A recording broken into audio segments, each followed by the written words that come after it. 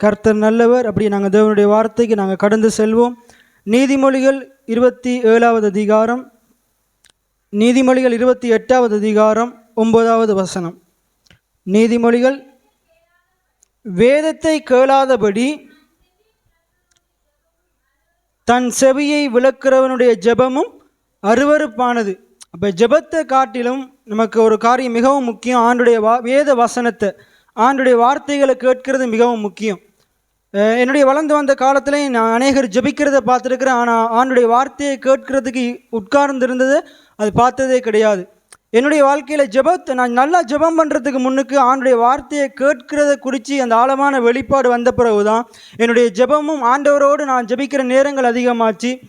அதே போல் ஆண்டவருக்குள்ளே வளர்கிற வளர்ச்சியில் எல்லாவற்றிலையும் ஆண்டவர் என் ஆத்துமா வாழ்கிறது போல் எல்லாவற்றிலையும் ஆண்டவர் என்னை உயர்வுக்குள்ளே என்னை கொண்டு போனார். அப்போ நீங்கள் இன்றைக்கு வேதம் சொல்லுது, 1 யோவானில் 3 யோவானில் சொல்லப்படுது 2வது அதிகாரத்தில் 2வது வசனத்தில், பிரியமானவனை உன் ஆத்துமா வாழ்கிறது போல நீ எல்லாவற்றிலும் வாழ்ந்து சுகமாக இரு என்று சொல்லுது. நீதிமொழி 23:7 சொல்லுது, ஒரு மனுஷனுடைய இருதயத்தின் நினைவு எப்படி இருக்கிறதோ அப்படி அவன் இருக்கிறான்.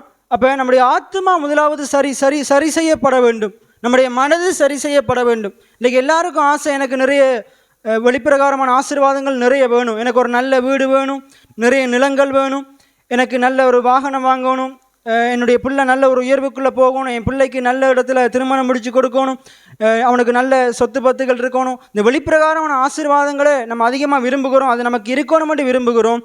ஆனால் அதெல்லாம் நம்முடைய வாழ்க்கையில் கர்த்தர் தருணமாக இருந்தால், ஒன்று கர்த்தர் நிச்சயமாக தருவார்.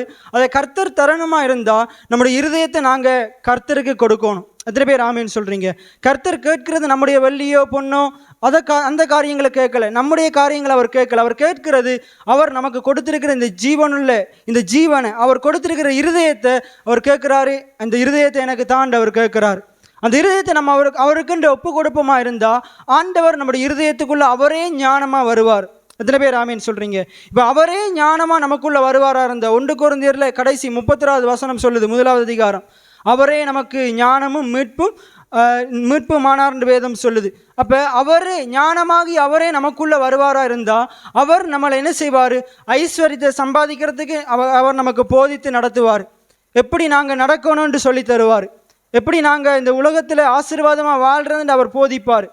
அப்போ இந்த வசனம் சொல்லுது பாருங்க, நீதிமொழிகள் 28வது அதிகாரத்தில் 9வது வசனத்தில், வேதத்தை கேளாதபடி தன் செவியை விளக்குகிறவனுடைய ஜெபம் அருவருப்பானது. இந்த இடத்துல பார்த்தீங்கன்னா வேதத்திலிருந்து நாங்கள் என்னத்தை போதிக்கிறோம்?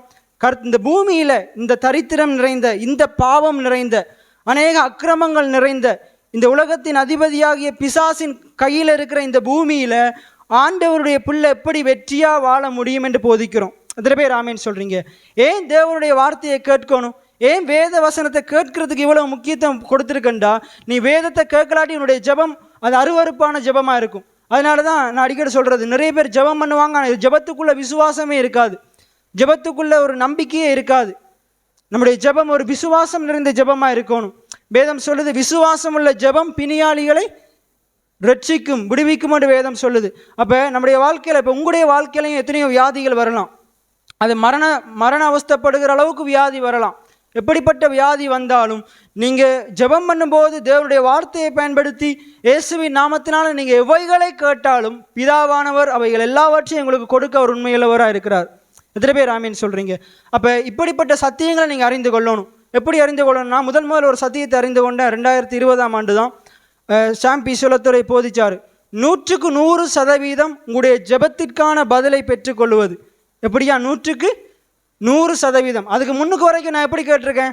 ஒருவேளை அவருக்கு சித்தமானா செய்வார், ஒருவேளை செய்வார், இல்லாட்டி விட்டுருவார், கை விட்டுருவார் அப்படின்னு தான் நான் கேட்டிருக்கிறேன். ஆனால் அந்த மனுஷன் போதிச்சாரு, உன்னுடைய ஜெபத்தை நீ சரியாக ஜெபிப்பியாக இருந்தா, வேத வசனத்தின்படி ஜெபிப்பியாக இருந்தா, இயேசுவின் நாமத்தினால ஜெபிப்பியாக இருந்தா, வாக்கு தத்தங்களை சொல்லி ஜெபிப்பியாக இருந்தா, உன்னுடைய விசுவாசம் உள்ள ஜெபம் எப்பேற்பட்ட சூழ்நிலைகளையும் அதை மாற்ற வல்லமையில தான் இருக்குது. எத்தனை பேர் ஆமீன் சொல்கிறீங்க?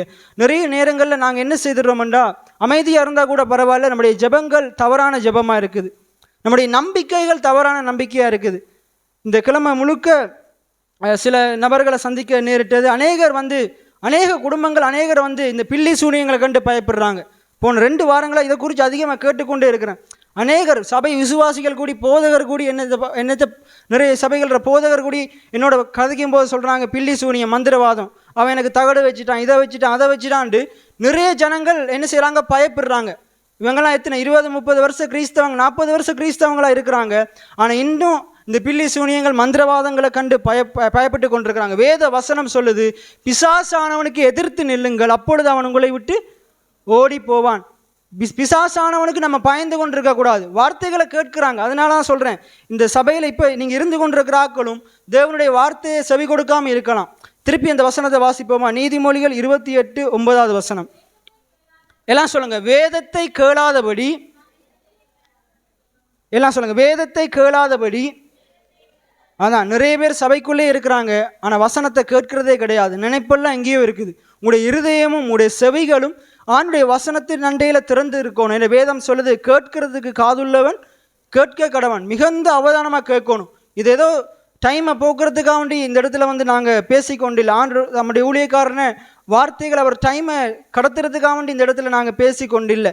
இந்த இடத்துல செலவழிக்கிற ஒவ்வொரு நிமிடங்களையும் தேவன் நம்முடைய வாழ்க்கையில் பொன்னாக விளங்க பண்ணுவார். அதனால தான் உலகமே சொல்லுது, நேரம் பொன் போன்றது, டைம் இஸ் கோல்டுன்னு சொல்லுவாங்க. அப்போ இன்றைக்கு நாங்கள் சம்பாதித்த இழந்து போன பணத்தை மறுபடியும் சம்பாதித்திடலாம். இந்த உலகத்தில் நம்முடைய வெளிப்பிரகாரம் ஆசீர்வாதங்களை நம்ம இழந்திருப்போமா இருந்தால் அது மறுபடியும் நாங்கள் பெற்றுக்கொண்டுடலாம். ஆனால் இந்த நேரம், கடந்து போன நேரத்தையும் காலத்தையும் நம்மளால் மீட்டு பார்க்க முடியாது. எத்தனை பேர் ஆமீன் சொல்கிறீங்க? ஆகையினால நேரத்தை பிரயோஜனப்படுத்தி கொள்ளுங்க. ஆண்டுடைய வார்த்தை இந்த இடத்துல வார்த்தைகள் போதிக்கப்படும் பொழுது, இந்த இடத்துல மாத்திரமல்ல, எந்த இடத்துல தேவனுடைய வார்த்தை போதிக்கப்பட்டாலும், அது எத்தனை மணி நேரம் போதிக்கப்பட்டாலும் உங்களுடைய செவிகள் அவருடைய வார்த்தையின் மேலே மிகுந்த கவனமாக இருக்கணும். எத்தனை பேர் ஆமேன்னு சொல்கிறீங்க? அதனால தான் பிரசங்கியில் சொல்லப்படுது, கேட்கிறதுக்கு, யாக்கோபிலையும் சொல்லப்படுது, கேட்கிறதுக்கு தீவிரமாயும் பேசுகிறதற்கு தாமதமாயும் இருக்கணுமா. கேட்கிறதுக்கு தீவிரமாக இருக்கணுமா. அடுத்தது என்ன சொல்ல போகிறாரு, அடுத்த என்ன வார்த்தைகள் வரப்போகுது, அது அவதானமாக கேட்டுக்கொண்டே இருக்கணும். பேசுகிறதற்கு தாமதமாக இருக்கணும். நிறைய 2 பேர் காய்ச்சி கொண்டிருக்கும் போது பார்த்தீங்கன்னா, அவங்க ஒன்று காய்ச்சிட்டு இருப்பாங்க, இவங்க இடையில ஒன்று கதைப்பாங்க. அவங்க கதைச்சி முடிய மட்டும் பார்த்து கொண்டிருக்கிறதுக்கு இவங்களுக்கு நேரம் இல்லை, அவங்க சொல்கிறத கேட்கறதுக்கு. அதனால தான் நிறைய சண்டைகள் குடும்பத்துலேயும் சரி, நம்முடைய சமுதாயத்துலேயும் சரி. பார்த்தீங்கண்டா ஒரு சண்டைகளை நடக்கும்போது நீங்கள் பார்த்தீங்கண்டா, அவர் காய்ச்சி கொண்டிருப்பார், இவர் முழுமையாக அதை கேட்க மாட்டார். இவர் இடையில் அவர் கதைச்சி முடிக்கிறதுக்குள்ள இவர் ஆரம்பிச்சிருவார். திருப்பி இவர் காய்ச்சி கொண்டிருப்பார், அவர் கேட்க மாட்டார்.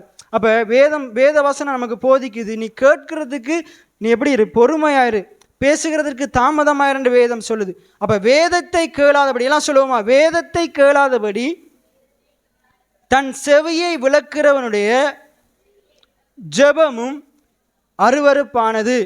இந்த இடத்துல நீங்கள் இருக்கலாம், நல்லா ஜெபிக்கலாம், ஆனால் வேதத்தை நீங்கள் கேட்கிறத விட, வேதத்தை நீங்கள் கேட்கறதுக்கு முக்கியத்துவம் கொடுக்கலாட்டி, ஆண்டருடைய வார்த்தையை கேட்கறதுக்கு முக்கியத்துவம் கொடுக்கலாட்டி, நீங்கள் எவ்வளவுதான் ஜெபம் பண்ணாலும், எத்தனை மணி நேரம் ஜெபம் பண்ணாலும், எத்தனை நாள் பாஸ்டிங் பண்ணி உபவாசம் பண்ணி ஜெபம் பண்ணாலும், அது அருவருப்பான ஜெபம் என்று வேத வசனம் சொல்லுது. எத்தனை பேர் ஆமேன்னு சொல்கிறீங்க?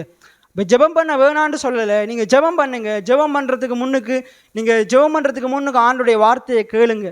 ஏன் ஆண்டுடைய வார்த்தையை கேட்கணும் ஜெபம் பண்ணுறதுக்கு முன்னுக்கண்டா, ஆண்டுடைய வார்த்தையை கேட்கும் பொழுது தான் எப்படி நான் ஜெபிக்க வேண்டும் என்று ஆண்டவர் நமக்கு கற்றுத்தருவார். எத்தனை பேர் ஆமேன்னு சொல்கிறீங்க? எதற்காக ஜெபிக்க வேண்டும் என்று எப்போ கற்றுத்தருவார், எப்படி கற்றுத்தருவார்? ஆண்டவர் அவருடைய ஊழியக்காரன் மூலமாக கற்றுத்தருவார். எத்தனை பேர் ஆமேன்னு சொல்கிறீங்க? அப்போ இப்படிப்பட்ட சத்தியங்களை நான் வேத வசனத்தின் போதிக்கும் பொழுது அதை கேட்டு தான் என்னுடைய வாழ்க்கையில் என்னுடைய ஜெபமே மாறிச்சு. அதுக்கு முன்னுக்கு வரைக்கும் எப்படி ஜெபம் பண்ண, ஆண்டவரே நீர் எனக்கு ஒரு நல்ல ரூமை தருவீராக இருந்தால் நான் உமக்கு ஜெபம் பண்ணுவேன், ரூமை தர மட்டும் நான் ஜெபம் பண்ண மாட்டேன், அப்படி தான் ஜெபம் பண்ணி கொண்டிருந்தேன். அதுக்கு பிறகு நான் எனக்கு அந்த சத்தியம் தெரிஞ்ச பிறகு நான் ஜெபம் பண்ண, ஆண்டவர் ரூமை தந்தார். எத்தனை பேர் ஆமேன்னு சொல்கிறீங்க? அப்போ நீங்கள் ஜெபம் பண்ணுங்க, நீங்கள் ஆண்டுடைய வார்த்தையை கேளுங்க, அந்த வார்த்தையின்படி ஜெபம் பண்ணணும். எப்பயுமே நிறைய பேர் சபை முடிஞ்ச உடனே அநேகரை நாங்கள் ஜெபிக்க சொல்லுவோம். இப்போ கூடுதலாக சொல்கிறது இல்லைன்னா, ஜெபிக்க சொல்லும்போது அங்கே போதிக்கப்பட்ட வசனத்தின்படி ஜெபம் பண்ண மாட்டாங்க, என்னென்னத்தையெல்லாம் ஜெபம் பண்ணுவாங்க. அப்போ இந்த சத்தியத்தை என்னத்தை இன்றைக்கு நாங்கள் போதிக்கிறோமோ, கடைசியாக முடியும் போது அந்த வசனத்தின்படி ஜனங்களை ஆசீர்வதித்து, அந்த வசனத்தை சரியாக புரிந்து கொண்டவன் அந்த வசனத்தின்படி ஜெபம் பண்ணுவான். அப்போ அநேகர் அப்படி ஜெபம் பண்ணுவாங்க, ஆனால் கூடுதலான பேர் அப்படி ஜெபம் பண்ணுறதே கிடையாது. ஆனால் நீங்கள் எப்படி இருக்கணும்டா, ஜெபம் பண்ணும்போது அந்த வார்த்தையின்படி ஜெபம் பண்ணணும். இன்றைக்கு என்னென்ன சத்தியங்களை ஆண்டவர் போதிச்சாரோ அந்த வார்த்தையின்படி நீங்கள் ஜெபம் பண்ணணும். அப்போ ஜெபம் பண்ணுறது மிகவும் முக்கியம். அதை விட மிகவும் முக்கியம் ஆண்டுடைய வார்த்தையை கேட்கிறது. எத்தனை பேர் ஆமேன்னு சொல்கிறீங்க? அப்போ வேதத்தை கேளாதபடிக்கு தன் செவியை விளக்குகிறவருடைய ஜெபம் அருவருப்பானது. அப்போ கடவுளுடைய ஆண்டுடைய பிள்ளைகளாகிய நாங்கள் ஆண்டுடைய வார்த்தைகளை ஆண்டுடைய வார்த்தைகளுக்கு நாங்கள் செவி சாய்க்கிறவங்களாக இருக்கணும்.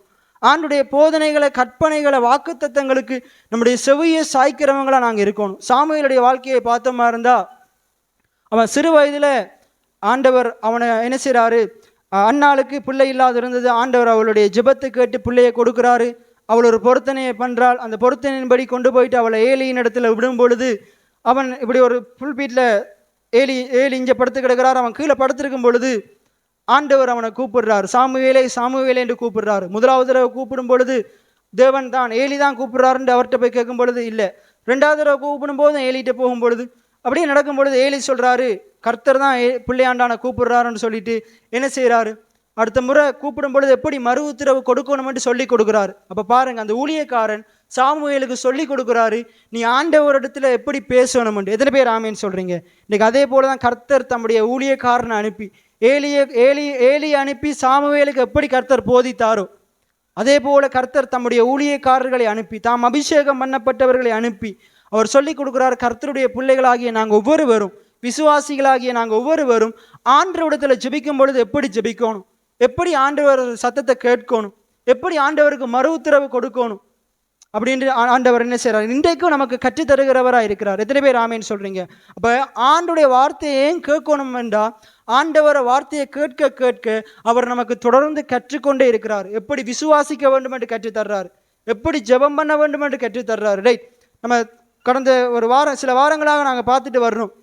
அப்போ இந்த உலகத்தில் நமக்கு பிசாசானவன் மேலே ஆண்டவர் அதிகாரத்தை தந்திருக்கிறார். எத்தனை பேர் ஆமேன்னு சொல்கிறீங்க? நமக்கு பிசாசானவன் மேலே ஒரு ஆளுகையை தந்திருக்கிறாரு. இன்றைக்கி நாங்கள் இந்த உலகத்தில் வெற்றி சிறக்கிறவர்களாக இருக்கிறோம், ஜெயம் கொள்ளுகிறவர்களாக இருக்கிறோம். இன்றைக்கி நான் பேச போகிற காரியம், நாங்கள் தரித்திரத்தை ஜெயம் கொள்ளணும். எத்தனை பேர் ஆமேன்னு சொல்கிறீங்க? ஏழ்மையை ஜெயிக்கணும். எல்லாம் சொல்லுங்கள், ஏழ்மையின் மேல் ஜெயம்.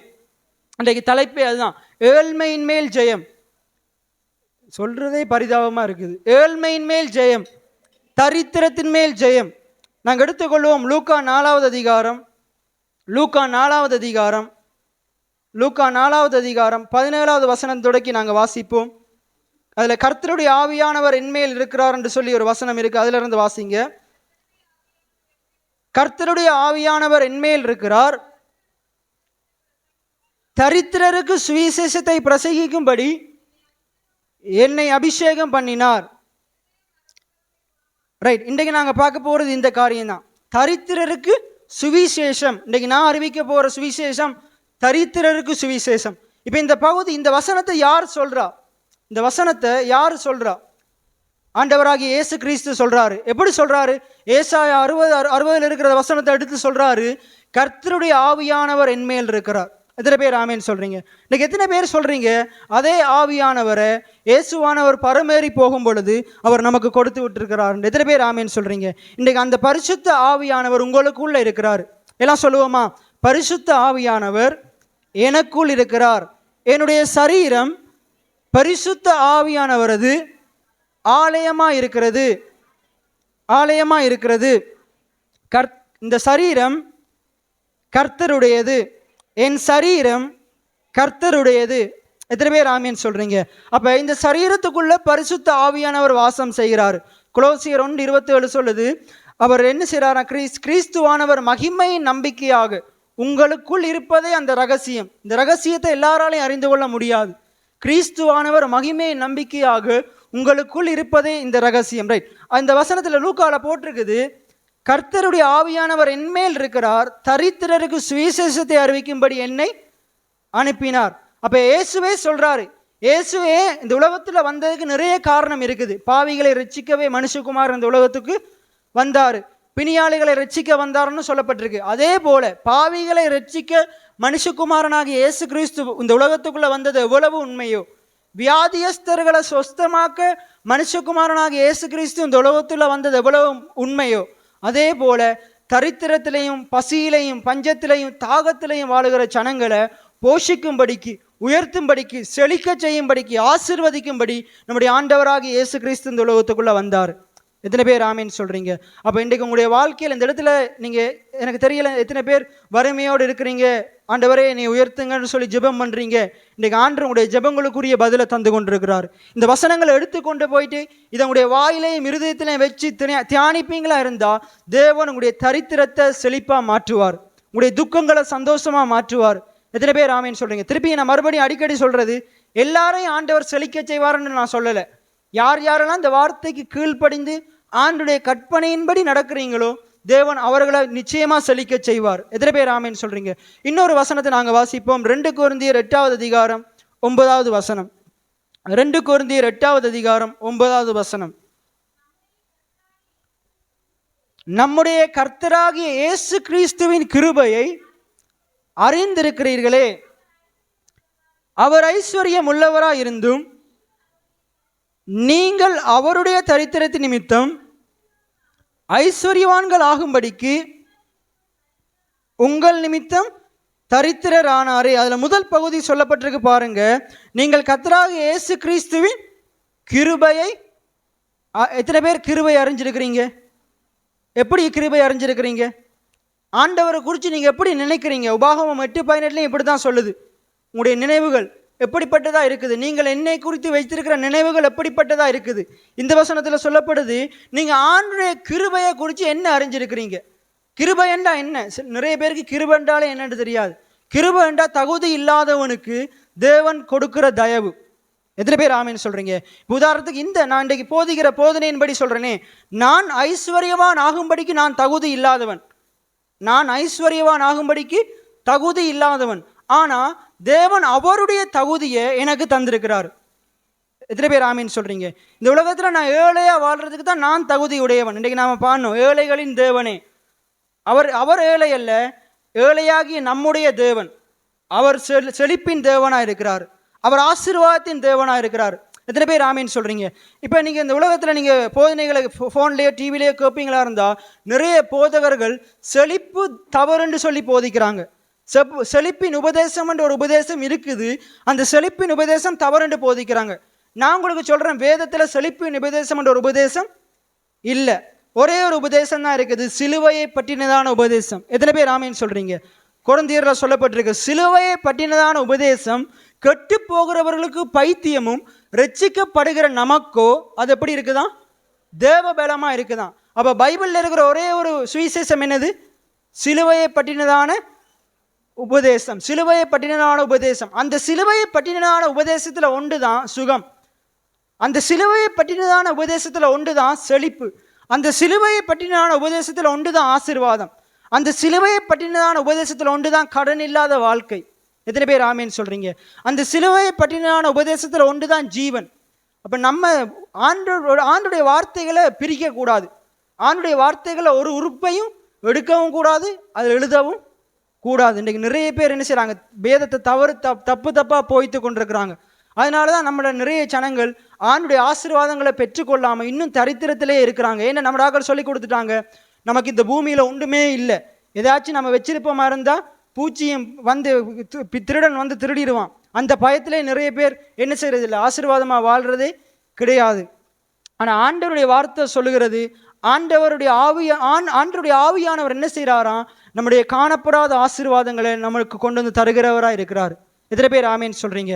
அப்போ இயேசு கிறிஸ்து இந்த உலகத்துக்குள்ள வந்ததுக்கு நிறைய நோக்கங்கள் இருக்கு, நிறைய காரணங்கள் இருக்கு. அதுல ஒரு காரணம் என்னது? தரித்திரருக்கு சுவிசேஷத்தை அறிவிக்கும்படிக்கு வந்தார். எத்தனை பேர் ஆமேன்னு சொல்றீங்க? இப்போ நான் கேட்கணும், தரித்திரருக்கு என்ன சுவிசேஷம்? கவலைப்படாதீங்க பிரதர், நீங்கள் இந்த பூமியில் இப்படியே பிச்சைக்காரனாக வாழுங்க, ஆண்டவர் உங்களை பரலோகத்தில் வரும்பொழுது தங்க வீதியில் நடக்க பண்ணுவார். அதான் சுவிசேஷம். அது சுவிசேஷம் அல்ல. தரித்திரருக்கு என்ன சுவிசேஷம்? நீ கர்த்தரை நம்பிவியா இருந்தா, கர்த்தரை நம்புகிறவன் செழிப்பான்ற வார்த்தை சொல்லுகிறது. இதில் பேர் ஆமீன்னு சொல்றீங்க. நீ கர்த்தரை நம்பி வாழவியா இருந்தா, உன்னுடைய பணத்தையோ பொருளையோ குடும்பத்தையோ உன்னுடைய மகனையோ பிள்ளைகளையோ மகளையோ உன்னுடைய மாமியாரையோ மருமகளையோ உங்களுடைய உறவினர்கள் நண்பர்கள் இவங்களை நம்பாத, உன்னுடைய வேலையை நம்பாத, உன்னுடைய திறமையை நம்பாத, உன்னுடைய படிப்பை நம்பாத, நீ கர்த்தரை நம்பிவியா இருந்தா கர்த்தர் உன்னைய செழிக்க செய்வார். எத்தனை பேர் ஆமேன்னு சொல்றீங்க?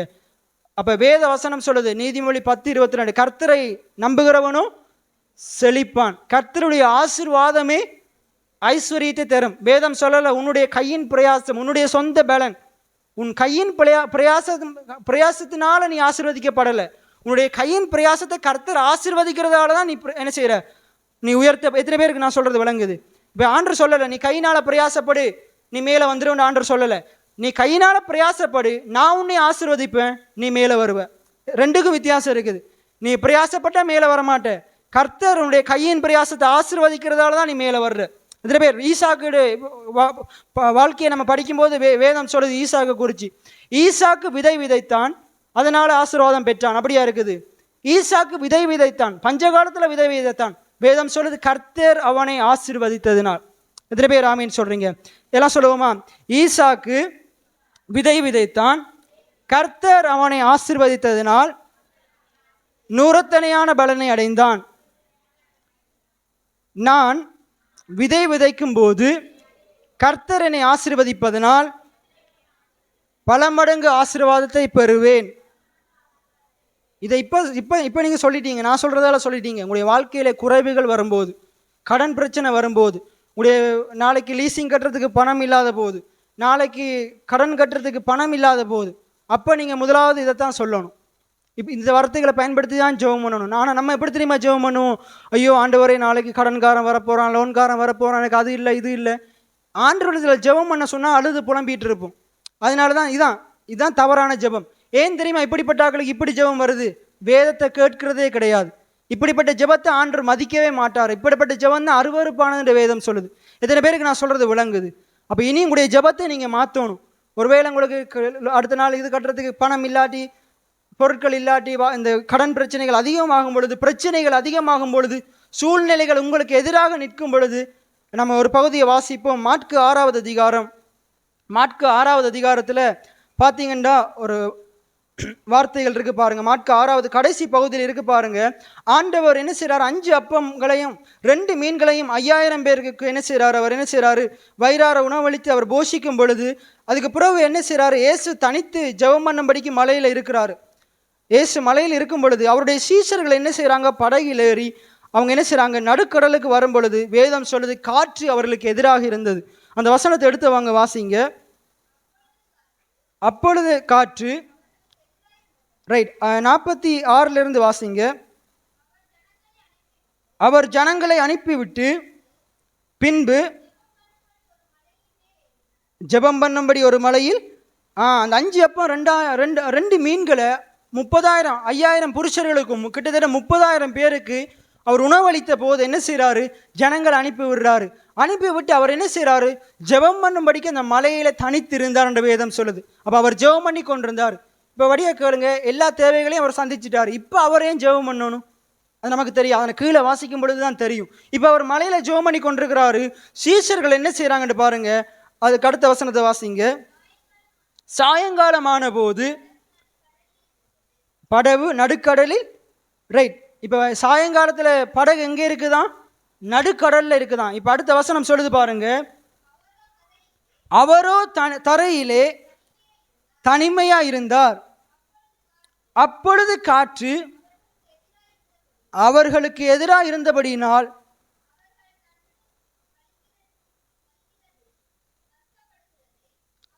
ரைட். இப்போ வேதம் சொல்லுது இந்த 5 அப்பம் 2 மீனை ஆண்டவர் 5000 பேருக்கு கொடுத்து போஷித்த பிறகு இப்போ என்ன செய்கிறார்? ஏசு என்ன செய்கிறாரு? ஜனங்கள் அனுப்பி விடுறாரு. சீஷர்களும் படகு எடுத்துட்டு என்ன செய்கிறாங்க? போய்கொண்டிருக்கும் போது படகு நடுக்கடலில் நிற்குது.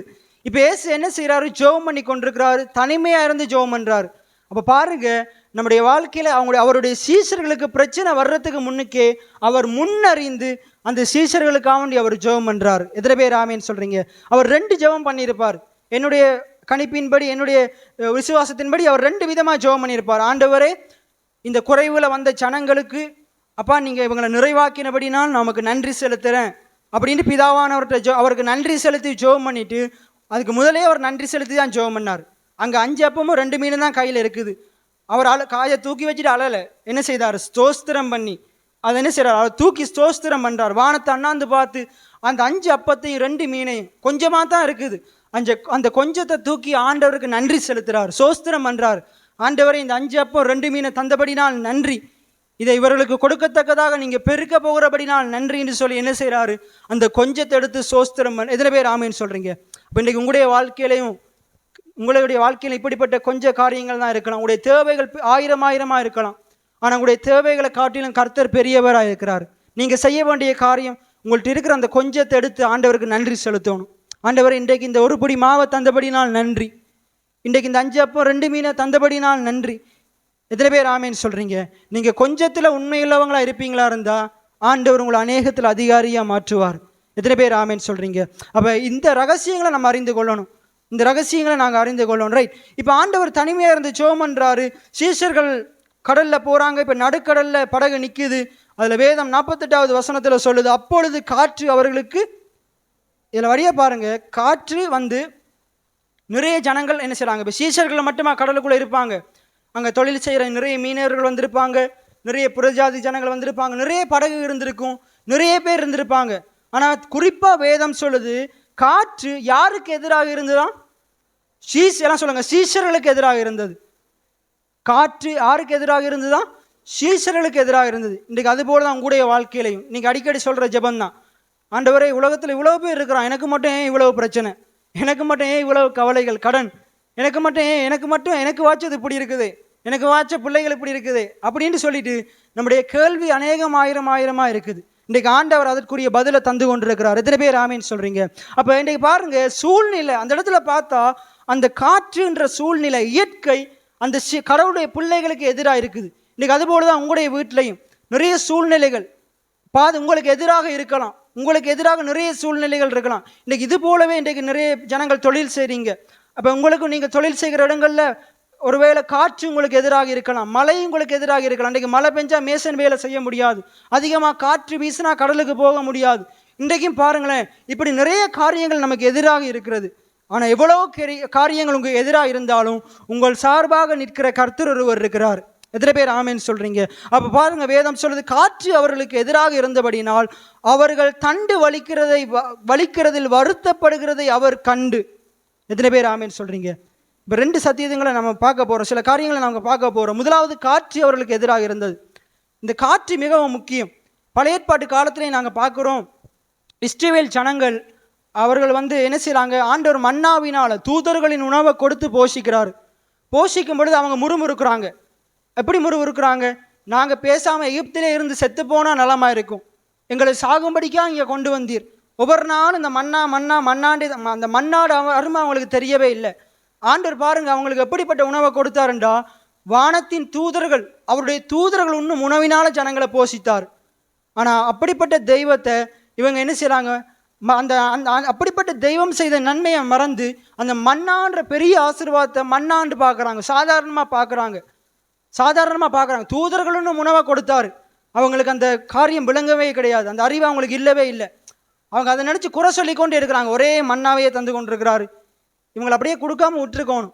அதுக்கு நான் அந்த ஆண்டவர் கொடுத்த மண்ணாக்காமன்றி நன்றி செலுத்தாமல் அவங்க என்ன செய்கிறாங்க? ஆண்டவரை குறை சொல்லி கொண்டு முறுமுறுத்து கொண்டிருக்கிறாங்க. அப்போ ஆண்டவர் என்ன செய்கிறாரு? அவர் என்ன செய்கிறாரு? ஒரு கீழ்காட்சி அனுப்பி காடைகளை வரவழைக்கிறார். எத்தனை பேர் ஆமேன்னு சொல்கிறீங்க? அப்போ உங்களுடைய வாழ்க்கையிலையும் அப்படித்தான், எலியாவுடைய வாழ்க்கையிலையும் அப்படித்தான். ஆண்டவர் எலியா என்ன செய்கிறான்? சாப்பாடு இல்லாமல் எலியா தீர்க்கதரிசி இருக்கும் பொழுது அவர் காகங்களை அனுப்பி என்ன செய்கிறாரு? அவனுக்கு உணவளிக்கிறார். சாரிபாத் விதவை மூலமாக உணவளிக்கிறார். எத்தனை பேர் ஆமேன்னு சொல்கிறீங்க? நம்முடைய ஆண்டவர் போஷிக்கிறவராக இருக்கிறார். எத்தனை பேர் ஆமேன்னு சொல்கிறீங்க? நம்முடைய நல்ல மேய்ப்பன் தன் ஆடுகளுக்காக அவர் ஜீவனே கொடுப்பார்னு வேதம் சொல்லுது. அப்போ நம்மளை போஷிக்க மாட்டாரா? ரைட். அப்போ இந்த காற்றுன்றது சாதாரணமான காரியம் அல்ல. ஜோனாவுடைய வாழ்க்கையிலையும் பார்க்குறோம். ஜோனா ஆண்டுடைய சொல்ல கேட்காம அந்த தர்சீசுக்கு போகும் பொழுது, நினிவேக்கு போகாமல் தர்சீசுக்கு போகும் பொழுது அங்கே பெரிய காற்று என்ன செய்யுது? புயல் உண்டாயிருச்சு. இப்போ ஜோனாவை தூக்கி கடலுக்குள்ளே போடு மட்டும் அந்த காற்று சூழ்நிலை எதிராக தான் இருக்குது. ஆனால் அவனை தூக்கி கடலுக்குள்ளே போட்ட உடனே சூழ்நிலை அமைதல் ஆயிற்று. எத்தனை பேர் ஆமேன்னு சொல்கிறீங்க? ஆனால் ஆண்டவர் எப்படி அவனை தப்பு வைக்கிறாருண்டா, ஒரு பெரிய மீன் அனுப்பி அந்த மீனன் மூலமாக ஜோனாவை தப்பு வைக்கிறாரு. எத்தனை பேர் ஆமேன்னு சொல்கிறீங்க? இன்றைக்கு அதுபோல தான் அநேக விசுவாசிகள் ஜோனாவை போல, யூதாஸை போல ஆண்டுடைய வார்த்தைகளுக்கு விரோதமாக வேறு பாதையால் போய் கொண்டிருக்கிறாங்க. ஆண்டவர் சொல்கிறாரு நினைவேக்கு போண்டு, ஆனால் நம்ம நிறைய பேர் என்ன செய்து கொண்டிருக்கிறோம்? நம்ம தரிசிசை நோக்கி போய் கொண்டிருக்கிறோம். இன்றைக்கு அநேகர் ஆண்டவர் உங்களோட தான் பேசி கொண்டிருக்கிறார். எனக்கு தெரியல, ஆண்டவர் இந்த இடத்துல யாரோடைய பேசி கொண்டிருக்கிறார்? தரிசிசுக்கு போய் கொண்டிருக்கிறீங்க. ஆண்டவர் சொல்கிறாரு, ஜோனா எடுத்த முடிவை போல ஒரு சரியான முடிவு எடுங்க. இன்றைக்கி நீங்கள் போய்கொண்டிருக்கிற பாதையை மாற்றுங்க. அப்படியே நீங்கள் போவீங்களா இருந்தால் மேலே வர முடியாது. இருக்கிற ஆசீர்வாதங்கள் எல்லாம் இழந்து போயிடுவீங்க. இப்போ இருக்கிற வீடை கூட இழந்து போக நேரிடும். இப்போ இருக்கிற சிறிய வாகனத்தை கூட இழந்து போக நேரிடும். ஆனால் நீங்கள் ஆண்டுடைய பாதைக்கு திரும்புவீங்களா இருந்தால், ஆண்டுடைய வழிக்கு திரும்புவீங்களா இருந்தால், ஆண்டவருடைய வழிகளை வாய்க்க பண்ணுவார். ஆண்டவர் இன்னும் பெரியான காரியங்களை தருவார். இருக்கிற ஆசீர்வாதங்களை அவர் இன்னும் அதிகமாக்குவார். எத்தனை பேர் ஆமேன்னு சொல்கிறீங்க? அப்போ ஆண்டவர் திட்டமும் தெளிவாக பேசுகிறார். ரைட். இதில் பார்த்தீங்கன்னா காற்று அவர்களுக்கு எதிராக இருந்தது. இன்றைக்கு அப்படித்தான் உங்களுடைய வாழ்க்கையில் ஒரு ஆண்டவர் தந்த ஒரு நன்மையை பெற்றுக்கொண்டு நீங்கள் இங்கால போகும்பொழுது உங்களுக்கு இன்னொரு தேவை அதிகமாக வந்துடும். இன்றைக்கி நிறைய பேருடைய வாழ்க்கையில் இப்படித்தான். இப்போ தான் ஒரு தேவை சந்திக்கப்பட்டு நம்ம நல்லா இருக்க வலிக்கிட்ட அடுத்த பிரச்சனை வந்துடும். அடுத்த பிரச்சனை வந்து நமக்கு தலைவலியை உண்டு பண்ணும். இன்றைக்கி இது போல் நீங்கள் யோசிச்சு கொண்டிருக்கலாம். உங்களுடைய வாழ்க்கையில் அப்படிப்பட்ட சூழ்நிலைகள் இருக்கலாம். இப்போ ஆண்டவர் அதையும் காண்கிற ஆண்டவராக இருக்கிறார். உன்னுடைய வாழ்க்கையில் தேவைகள் எவ்வளவு வந்தாலும் அந்த தேவைகளை ஆண்டவர் அறிகிறவராக எத்தனை பேர் ஆமேன்னு சொல்கிறீங்க? அது எவ்வளோ பெரிய தேவையாக இருக்கலாம், ஆண்டவர் பார்க்கிறார். ஆண்டவர் காண்கிற தேவனாக இருக்கிறார். இப்படித்தான் ஆகார் ஆகாரையும் இஸ்மவேலையும் அவன் தள்ளி விட்ட போது அவங்க 2 பேரும் போகிறாங்க. போய்கொண்டிருக்கும் போது அவங்களுக்கு தண்ணி தாகம் வந்துருச்சு. ஆபிரகாம் அனுப்பும் பொழுது ஒரு போத்தல் தண்ணி தான் அனுப்புகிறான். ஒரு துறவைத்தான், சின்ன ஒரு இதை தான் கொடுக்குறான். துருத்தியில் தண்ணி முடிஞ்சிருச்சு. இப்போ பார்த்தா அவனுக்கு தண்ணி இல்லை. ஆண்டவர் என்ன செய்ய, ஆண்டவர் நோக்கி ஆகார் பார்க்குறாள். தேவனை நோக்கி பார்க்கும் பொழுது கர்த்தர் அந்த இடத்துல ஒரு துறவை காட்டுறார். எத்தனை பேர் ஆமேன்னு சொல்கிறீங்க? இன்றைக்கு உங்களுடைய வாழ்க்கையில் அதே காரியம் தான். நீங்கள் தேவைகள் நிறைய இருக்கும் பொழுது, உங்களுடைய சூழ்நிலைகள் உங்களுக்கு எதிராக இருக்கும் பொழுது நீங்கள் கர்த்தரை நோக்கி பார்க்க கற்றுக்கொள்ளணும். மனுஷனை நோக்கி பார்க்கக்கூடாது. எல்லா நேரத்திலையும் மனுஷன் உங்களுக்கு உதவி செய்ய முடியாது. உறவினர்கள் உங்களுக்கு உதவி செய்ய முடியாது. நீங்கள் கர்த்தர் மேலே பற்றுதலாக இருக்கணும். எத்தனை பேர் ஆமேன்னு சொல்கிறீங்க? ஒரு 2 கிழமைக்கு முன்னுக்கு ஒரு பாஸ்டரோடு நான் போய்கொண்டிருக்கும் பொழுது அந்த பாஸ்டருக்குரிய கோல் எனக்கு வந்துச்சு. ஒரு நபர் கோல் பண்ணி, அவங்களோட சேர்ச்சுக்கு வர்ற விசுவாசி ஒரு ஆள் கோல் பண்ணி என்ன செய்கிறாரு, பாஸ்டரோட கதைக்கோனை கொடுங்களேன். பாஸ்டர் சொல்கிறாரு, நான் பைக் ஓடிக்கொண்டிருக்கிறேன், நீங்கள் பின்னால் வர்ற ஆள்கிட்ட கொடுங்க. அப்போ இல்லை நான் தம்பி நான் புறவு எடுக்கிறேன், நீங்கள் சொல்லுங்கள், நான் புறவு எடுக்கிறேன்னு சொல்லுங்கள், இப்போ வைக்க சொல்லுங்கள் சொல்லும்போது அவர் இல்லை, மறுபடியும் எனக்கு ஒரு கிட்டத்தட்ட அன்றைக்கு 10-15 தடவை கோல் எடுத்துட்டார். கோல் எடுத்து எனக்கு நச்சரிப்பாக போயிடுச்சு. அப்போ நான் கேட்டேன், என்னத்துக்கு கோல் எடுக்கிறீங்கன்னு கேட்கும் பொழுது பாஸ்டர் போயிட்டான்னு சொல்லும்போது பாஸ்டர் தான் புறவு சொன்னார், ஒரு மாதமாக அவன் ஆட்டோ எடுத்து, நான் சொன்னேன் அவன்கிட்ட ஆட்டோவை லீசிங்கில் வாங்காத, உன்னால் கட்ட முடியாது, உனக்கு அப்படிப்பட்ட அதை கட்டுறதுக்குரிய திராணி இருக்குமாறு தான் நீ வாங்கு, இல்லாட்டி வாங்காதுன்னு சொல்லி அவன் மீறி வாங்கிட்டு இப்போ காசு கட்டுறதுக்கு என்னட்ட மாதம் வந்து காசு கொடுத்துட்ருக்குறான். நான் ஒருக்க கொடுத்து பழகிட்டேன், இப்போ தொடர்ந்து வந்து என்னை கேட்டுருக்கிறான். பாருங்கள், இப்படி எந்த நேரமும் நம்ம இன்னொரு நபரை சார்ந்து வாழ முடியாது, இன்னொரு ஆளை சார்ந்து வர முடியாது. இப்போ சபையிலே நாங்கள் என்ன செய்யலாம், இப்படி உதவிகளை செய்யலாம். நிறைய பேருக்கு வெளியிடங்கள்லேருந்து வாங்கி உதவிகள் எடுத்து கொடுக்கலாம். ஆனால் ஒரே நம்ம உதவி வாங்குகிறவர்களாக இருக்கக்கூடாது. நம்ம அநேகருக்கு உதவி செய்கிறவங்களாக இருக்கணும். நாங்கள் மனுஷனை நம்பி வாழக்கூடாது, கர்த்தரை நம்பி. எத்தனை பேர் ஆமேன்னு சொல்கிறீங்க? இப்போ நிறைய ஜனங்கள், பைபிளில் நடுவசனமே இதுதான், மனுஷனை நம்புவதை பார்க்கிலும் கர்த்தர் பேரில் பற்றுதலாக இருப்பது நிலம். நீங்கள் கர்த்தரை நோக்கி பார்ப்பீங்களா இருந்தால் மனுஷன் உங்களுக்கு உதவி செய்கிறத காட்டிலும் கர்த்தர் அதிகமாக உங்களை விருத்தியாக்குவார். எத்தனை பேர் ஆமேன்னு சொல்கிறீங்க? உங்களை நிரம்பி வழிகிற பாத்திரமாக மாற்றுவார். நீங்களே ஒரு தேவையோடு இருப்பீங்க, தேவன் உங்களோட தேவைகளையும் சந்தித்து மற்றவனுக்கு தேவைகளை நீங்கள் சந்திக்கிற அளவுக்கு உங்களை உயர்த்துவார். எத்தனை பேர் ஆமேன்னு சொல்கிறீங்க? ரைட். அப்போ சூழ்நிலை அவங்களுக்கு எப்படி இருக்கான், எதிராக இருக்குதான். ஆனால் அந்த சூழ்நிலையை ஆண்டவர் காண்கிற ஆண்டவராக இருக்கிறார். அப்போ இன்றைக்கு அதே போல தான் நம்ம இன்றைக்கு பார்க்குறோம், தரித்திரத்தின் மேல் ஜெயம், ஏழ்மையின் மேல் ஜெயம். ஏழ்மை என்றது முதலாவது வெளிப்பிரகாரம். இன்றைக்கு நிறைய ஜனங்கள் பார்க்குறாங்க, நான் வெளியில் ஒரு வீடு இல்லாமல் இருக்கிறது தான் ஏழ்மை, நல்ல வாகனம் இல்லாமல் இருக்கிறது தான் ஏழ்மை, வெளியில் நல்ல இன்றைக்கு பெரிய பெரிய பில்டிங் இல்லாத இருக்கிறது தான் ஏழ்மை, மதில் கட்டாமல் வேலி கட்டி இருக்கிறது ஏழ்மை இல்லை. அது ஏழ்மை இல்லை. ஏழ்மை என்றது என்னென்ற ஒரு மனநிலை. எல்லாம் சொல்லுங்கள், ஏழ்மை என்பது ஒரு மனநிலை. உங்களுடைய மனநிலை மாறினா உங்களுடைய ஏழ்மை தன்மை மாறும். எத்தனை பேர் ஆமேன்னு சொல்கிறீங்க? ஒரு உதாரணம் உங்களுக்கு சொல்கிறேன். அமெரிக்கா தேசத்தில் ஒரு மிகப்பெரிய திருச்சபை இருந்துச்சு. அந்த திருச்சபை என்ன செய்தாங்க, அமெரிக்கா தேசத்துலேயும் ஒரு ஏழை கிராமம், ஒரு நகரம் ஒன்று இருக்குது. அங்கே பார்த்தீங்கன்னா வறுமையான ஆட்கள் தான் இருப்பாங்க, டென்ட்டுகள் தான் குடியிருப்பாங்க. அப்போ அந்த சபை ஒரு முடிவு எடுத்துச்சு, இந்த பட்டணத்தில் இருக்கிற எல்லா ஏழைகளுக்கும் எங்களுடைய சொத்துக்கள் எல்லாவற்றையும் விட்டு நாங்கள் கொடுக்கணும். முடிவெடுத்து என்ன செய்கிறாங்க, ஒரு வருஷத்துக்குள்ளே டாக்குமெண்ட் எல்லாம் மாறி சைன் பண்ணி அவங்களுக்கு என்ன செய்கிறாங்க, இவங்களுடைய கோடிக்கணக்கான சொத்துக்களை கிட்டத்தட்ட அந்த சபையில் இருக்கிற 12,000 பேரும் அவங்களுடைய எல்லாரும் முடிவெடுத்து என்ன செய்கிறாங்க, 12,000 பேரும் எல்லாத்தையும் விற்று இவங்க குடிசை வீட்டுக்கு போயிட்டு அவங்களுக்கு ஒரு நல்ல நல்ல மாளிகையை கட்டி கொடுக்குறாங்க. இவங்களுடைய வீடெல்லாம் அங்கே இருக்கிற வேற்று மேத பணக்காரங்களுக்கு விற்று இவங்க என்ன செய்கிறாங்க, இவங்க அந்த டென்ட்டுக்குள்ளே போய் வாழ்ந்து அவங்களுக்கு பெரிய பெரிய மாளிகையை கட்டி கொடுத்துட்டு அவங்களுக்கு இவங்களுடைய பணம், தங்கம், வெள்ளி, இவங்களுடைய ஆஸ்தி, கார், வாகனங்கள் எல்லாத்தையும் கொடுத்துட்டாங்க. இப்போ இவங்க தரித்திரராயிட்டாங்க. இது உண்மையாக நடந்த சம்பவம், ஒரு புத்தகத்தில் நான் வாசித்தேன். இவங்க தரித்திரம் ஆயிட்டாங்க, அவங்க பணக்காரன் ஆயிட்டாங்க. ஏழ்மையாக இருந்த அந்த அந்த அந்த அந்த ஜனங்கள் பணக்காரன் ஆயிட்டாங்க, இவங்க ஏழை ஆயிட்டாங்க. கிட்டத்தட்ட ஒரு குறிப்பிட்ட வருஷம் போன பிறகு மறுபடி இவங்க பணக்காரன் ஆயிட்டாங்க. இவங்க எல்லாத்தையும் விற்று குடிச்சு நாசமாக்கி எப்படி ஆயிட்டாங்க? ஏழ்மை ஆயிட்டாங்க. இப்போ நான் கேட்குறேன், இவங்களுடைய ஏழ்மை நிலை எங்கே இருக்குது? இவங்களுடைய மனநிலையில் இருக்குது. அவங்களுக்கு வந்த பணத்தையும் ஆசீர்வாதத்தையும் செல்வத்தையும் எப்படி விருத்தி செய்ய வேண்டும், எப்படி முதலீடு செய்ய வேண்டும் என்று இவங்க கற்றுக்கொள்ளலை. ஆனால் இவங்களுக்கு அந்த பணம் இல்லாட்டியும் அவங்களுக்குள்ளே இருக்கிற அந்த ஞானம், அவங்களுடைய பணத்தை விருத்தி செய்யக்கூடிய ஞானத்தை அவங்க உள்ள கடவுள் வச்சிருந்தார். எத்தனை பேர் ஆமேன்னு சொல்கிறீங்க? அந்த சபை என்ன செஞ்சது? திருப்பி பணக்காரர் சபையாக மாறிடுச்சு.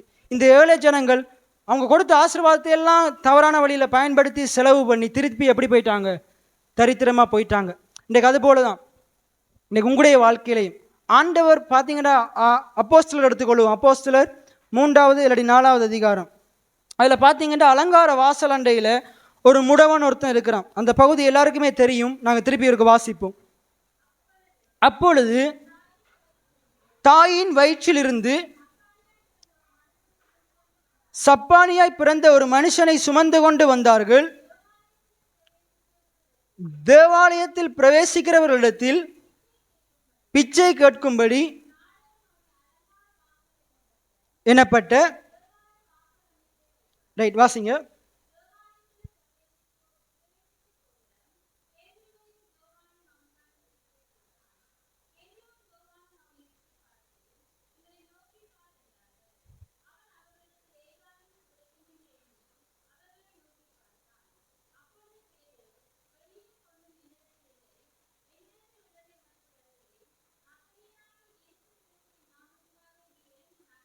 ரைட். இப்போ இவன் என்ன செய்கிறான்? தேவாலயத்திலிருந்து, இந்த தாயின் வயிற்றிலிருந்து சப்பானியா பிறந்த இந்த நபர் என்ன செய்கிறாருண்டா, பேதுருவும் யோவானும் அங்கே வரும்பொழுது என்ன செய்கிறாரு?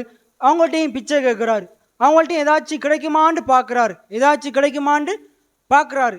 அவங்க பார்க்குற விதம் ஒருவேளை பேதுருவுக்கும் யோவானுக்கும் ஏதோ வெள்ளி பொன் பணத்தை கேட்குறானோ அப்படி தெரிஞ்சுக்கோ தெரியலை. அவர் பேதுரு என்ன சொல்கிறாரு? வெள்ளியும் பொண்ணும் என்னிடத்தில் இல்லை. நான் கேட்குற உண்மையாக இல்லையாண்டு நிறைய பேர் போதிப்பான். பற்றியா, கர்த்தருடைய ஊழியக்காரனுக்கு வெள்ளியும் இருக்காது, பொண்ணும் இருக்காது. ஆனால் அதுக்கு மேலே உள்ள வசனங்கள் பின்னுக்கு ஒரு பகுதியை பாருங்கள். அவங்க என்ன செய்தாங்களா? அங்கே இருக்கிற சபை மக்கள் என்ன செய்தாங்களாம்? தங்களுடைய ஆஸ்திகளை எல்லாம் விற்று, அவங்களுடைய வெள்ளி பொன், அவங்களுடைய நிலங்கள் எல்லாம் விற்று அப்போஸ்தலருடைய பாதத்தில் வைத்தாங்களாம். அப்போ பேதுருட்டையும் யோவான்ட்டையும் என்ன இருந்துச்சு? வெள்ளியும் பொண்ணும் அந்த பகுதியெலாம் இருக்குது பாருங்கள். அவங்க அப்போஸ்தலர் அங்கே இருந்த எல்லா ஜனங்களும், சபை மக்கள் எல்லாம் என்ன செய்தாங்க? ஒருமனப்பட்டு ஜெபத்திலையும் வேண்டுதல்லையும் தரித்திருந்தாங்க. நாடோறும் ஜெபம் பண்ணாங்கன்னு வேதம் சொல்லுது. அது மாத்திரமல்ல, அவங்கள்ட்ட இருக்கிற எல்லாவற்றையும் விற்று என்ன செய்தாங்களாம்? ஏழைகளுக்கு கொடுத்தாங்கன்னு போட்டிருக்கு, அப்போஸ்தலர் பாதத்தில் வைத்தாங்கன்னு போட்டிருக்கு. அப்போ இதை அவன் என்ன செஞ்சுருக்கிறான்? இந்த பிச்சைக்காரன் என்ன செஞ்சுருக்கிறான்? ஒவ்வொரு நாளும் ஜனங்கள் கொண்டு வந்து அப்போஸ்தலர் பாதத்தில் ஆசீர்வாதங்களை, வெள்ளியை, பொண்ணை, தங்கத்தை வைக்கிறதெல்லாம் என்ன செய்திருக்கான்? இவன் பார்த்துருக்கிறான். பார்த்து என்ன செய்திருக்கிறான்? இவங்க வெளியிலேருந்து உள்ளே வரும்போது பேதுருவும் யோவான் என்ன செய்வாங்க? அவங்கள நோக்கி பார்த்தா நமக்கு ஏதாச்சும் வெள்ளி பொண்ணை கொஞ்சம் ஏதாச்சும் தருவாங்க, பணத்தை தருவாங்க, ஏதாச்சும் நிலத்தை எழுதி தருவாங்க, ஏதாச்சும் வெள்ளி பொண்ணை தருவாங்கன்னு சொல்லி இவன் எதிர்பார்த்துருக்கிறான். யார்? இந்த தாயின் வயிற்றில் சப்பானியாக பிறந்தவன். ஆனால் பேதுரு என்ன சொல்கிறாரு பாருங்க, வெள்ளியோ பொண்ணோ என்னிடத்தில் இல்லை. தொடர்ந்து வாசிங்க. என்னிடத்தில் உள்ளதை உனக்கு தருகிறேன், நசரேயனாகிய இயேசுவின் நாமத்தினால்.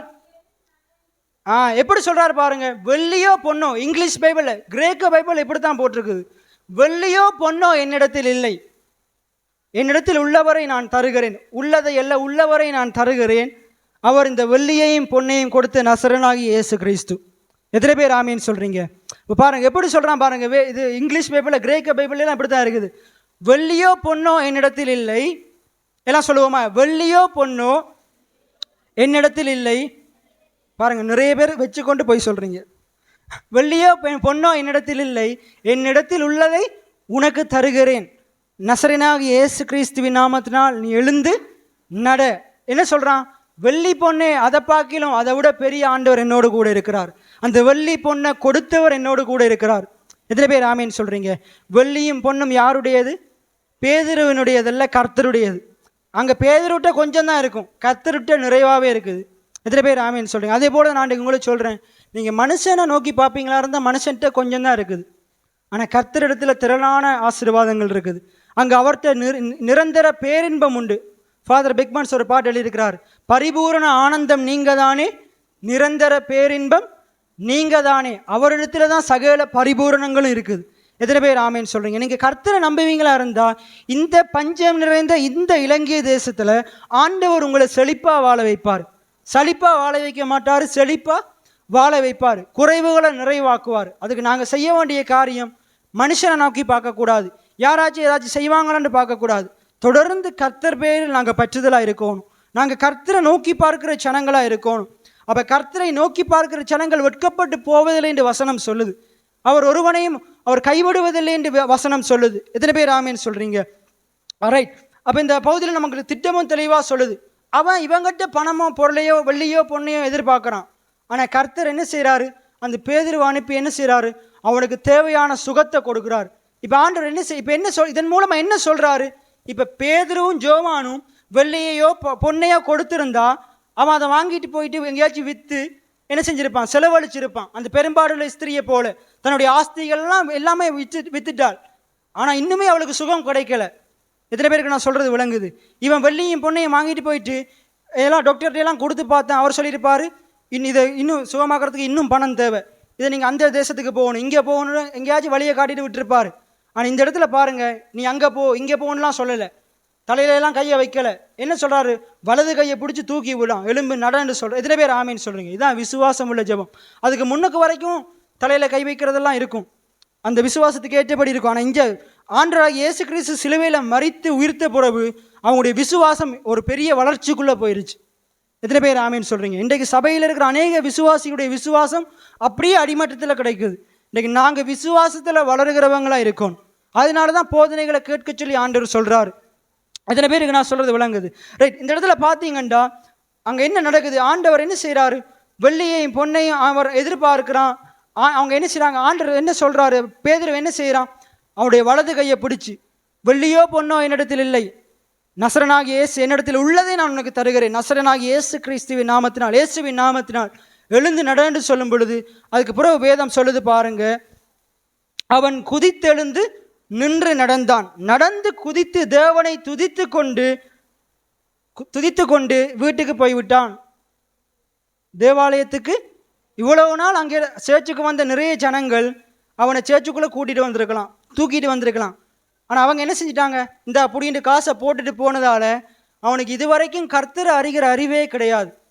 இதுவரைக்கும் அவனுக்கு தேவாலயத்தில் இருந்தால் இந்த சேர்ச்சில் நிறைய காசு வரும்போது அந்த சேர்ச்சில் வந்திருந்தான். அப்போ நிறைய காசு கிடைச்சிது, நிறைய விசுவாசிகள் அவனுக்கு காசை கொடுத்தாங்க, ஆனால் கர்த்தரை கொடுக்கல. இன்றைக்கி அதே போல் நிறைய ஜனங்கள், இன்றைக்கி நீங்கள் என்னத்தை ஜனங்களுக்கு கொடுத்து கொண்டிருக்கிறீங்க? உங்களிடத்துல தேவையென்று நிறைய ஜனங்கள் வர்றாங்க, தேவையென்று வர்றாங்க. நீங்கள் இன்றைக்கு காசை கொடுத்து நீங்கள் அவங்கள ஏமாற்றி கொண்டிருக்கிறீங்களா, வஞ்சித்து கொண்டிருக்கிறீங்களா? எத்தனை பேருக்கு நீங்கள் சுவிசேஷத்தை அறிவிச்சிங்க? உங்களிடத்துல தேவையாக வருகிறவங்களுக்கு நீங்கள் சொல்ல வேண்டியது முதலாவது சுவிசேஷம். காசை கொடுத்து அவங்கள்ட்ட திருப்பி காசு வாங்குறதுக்கு உங்களை ஆதாரமாக கொண்டு வாழுவான், மனுஷனை ஆதாரமாக கொண்டு வாழுவான். நாங்கள் காசு கொடுத்து பழக்கக்கூடாது, கர்த்தரை நம்பி வாழ பழக்கணும். எத்தனை பேருக்கு நான் சொல்கிறது விளங்குது? இன்றைக்கி யாராச்சும் உங்கள்கிட்ட கஷ்டமோ வறுமையோ தேவையில் வர்றாங்களா இருந்தால் நீங்கள் ஆண்டவரை குறித்து அவங்களுக்கு போதிக்கு சொல்லி கொடுங்க. ஆண்டவரை நம்ப, ஆண்டவர் நீ உயர்த்துவார். இன்றைக்கு நான் உனக்கு இதை தர்றேன், ஆனால் இதை தர்றதால நீ அடுத்த முறை என்னட்டு தான் திருப்பி வருவேன். நீ என்னட்ட வரமாட்டேன், என்னால் உன்னுடைய தேவைகளை நிறைவாக சந்திக்கவே முடியாது. என்னால் முடியுமான அளவு தான் என்னால். பைபிள் சொல்லுது, திராணி இருக்குமா இருந்தால் அந்த உனக்கு இருக்கிற திராணியை கொண்டு நீ என்ன செய்ய, நன்மை செய்யன்னு சொல்லுது. ஆனால் என்னால் திராணிக்கு மிஞ்சி என்ன செய்ய முடியாது, நன்மை செய்ய முடியாது. ஆனால் தேவன் அதற்கு மேலாக நன்மை செய்கிறவராக இருக்கிறார். அவருடைய மகிமையின் ஐஸ்வர்யத்தின்படி நம்முடைய குறைவுகளை நிறைவாக்குகிறவராக இருக்கிறார். எத்தனை பேர் ஆமேன்னு சொல்கிறீங்க? அப்போ நம்ம ஓரளவுக்கு தான் மனுஷனால் அவனுக்கு இருக்கிற திராணிக்கு ஏற்ற வகையில் தான் உதவி செய்ய முடியும். ஆனால் திராணிக்கு அப்பாற்பட்ட விதத்தில் உதவி செய்கிற கர்த்தர் நமக்கு இருக்கிறார். எத்தனை பேர் ஆமேன்னு சொல்கிறீங்க? அப்போ இந்த வசனத்தில் தெளிவாக தெரியுது, பேதுரு என்ன சொல்கிறான்? நீ கர்த்தரை நோக்கி பார். அதில் வசனம் சொல்லுது, முதலாவது அவங்க எங்கே பார்த்தாங்க? பேதுரு மனுஷனை நோக்கி பார்த்தாங்க, ஊழியக்காரனை நோக்கி பார்த்தாங்க. இன்றைக்கி நானும் அதை தான் சொல்கிறேன். நீங்கள் என்னட்ட பார்த்தீங்கன்னா என்னட்ட ஒன்றுமே இல்லை, ஆண்டவர் தந்திருக்கிறாரு, அதற்கு அப்பாற்பட்ட விதத்தில் என்னால் உதவி செய்ய முடியாது.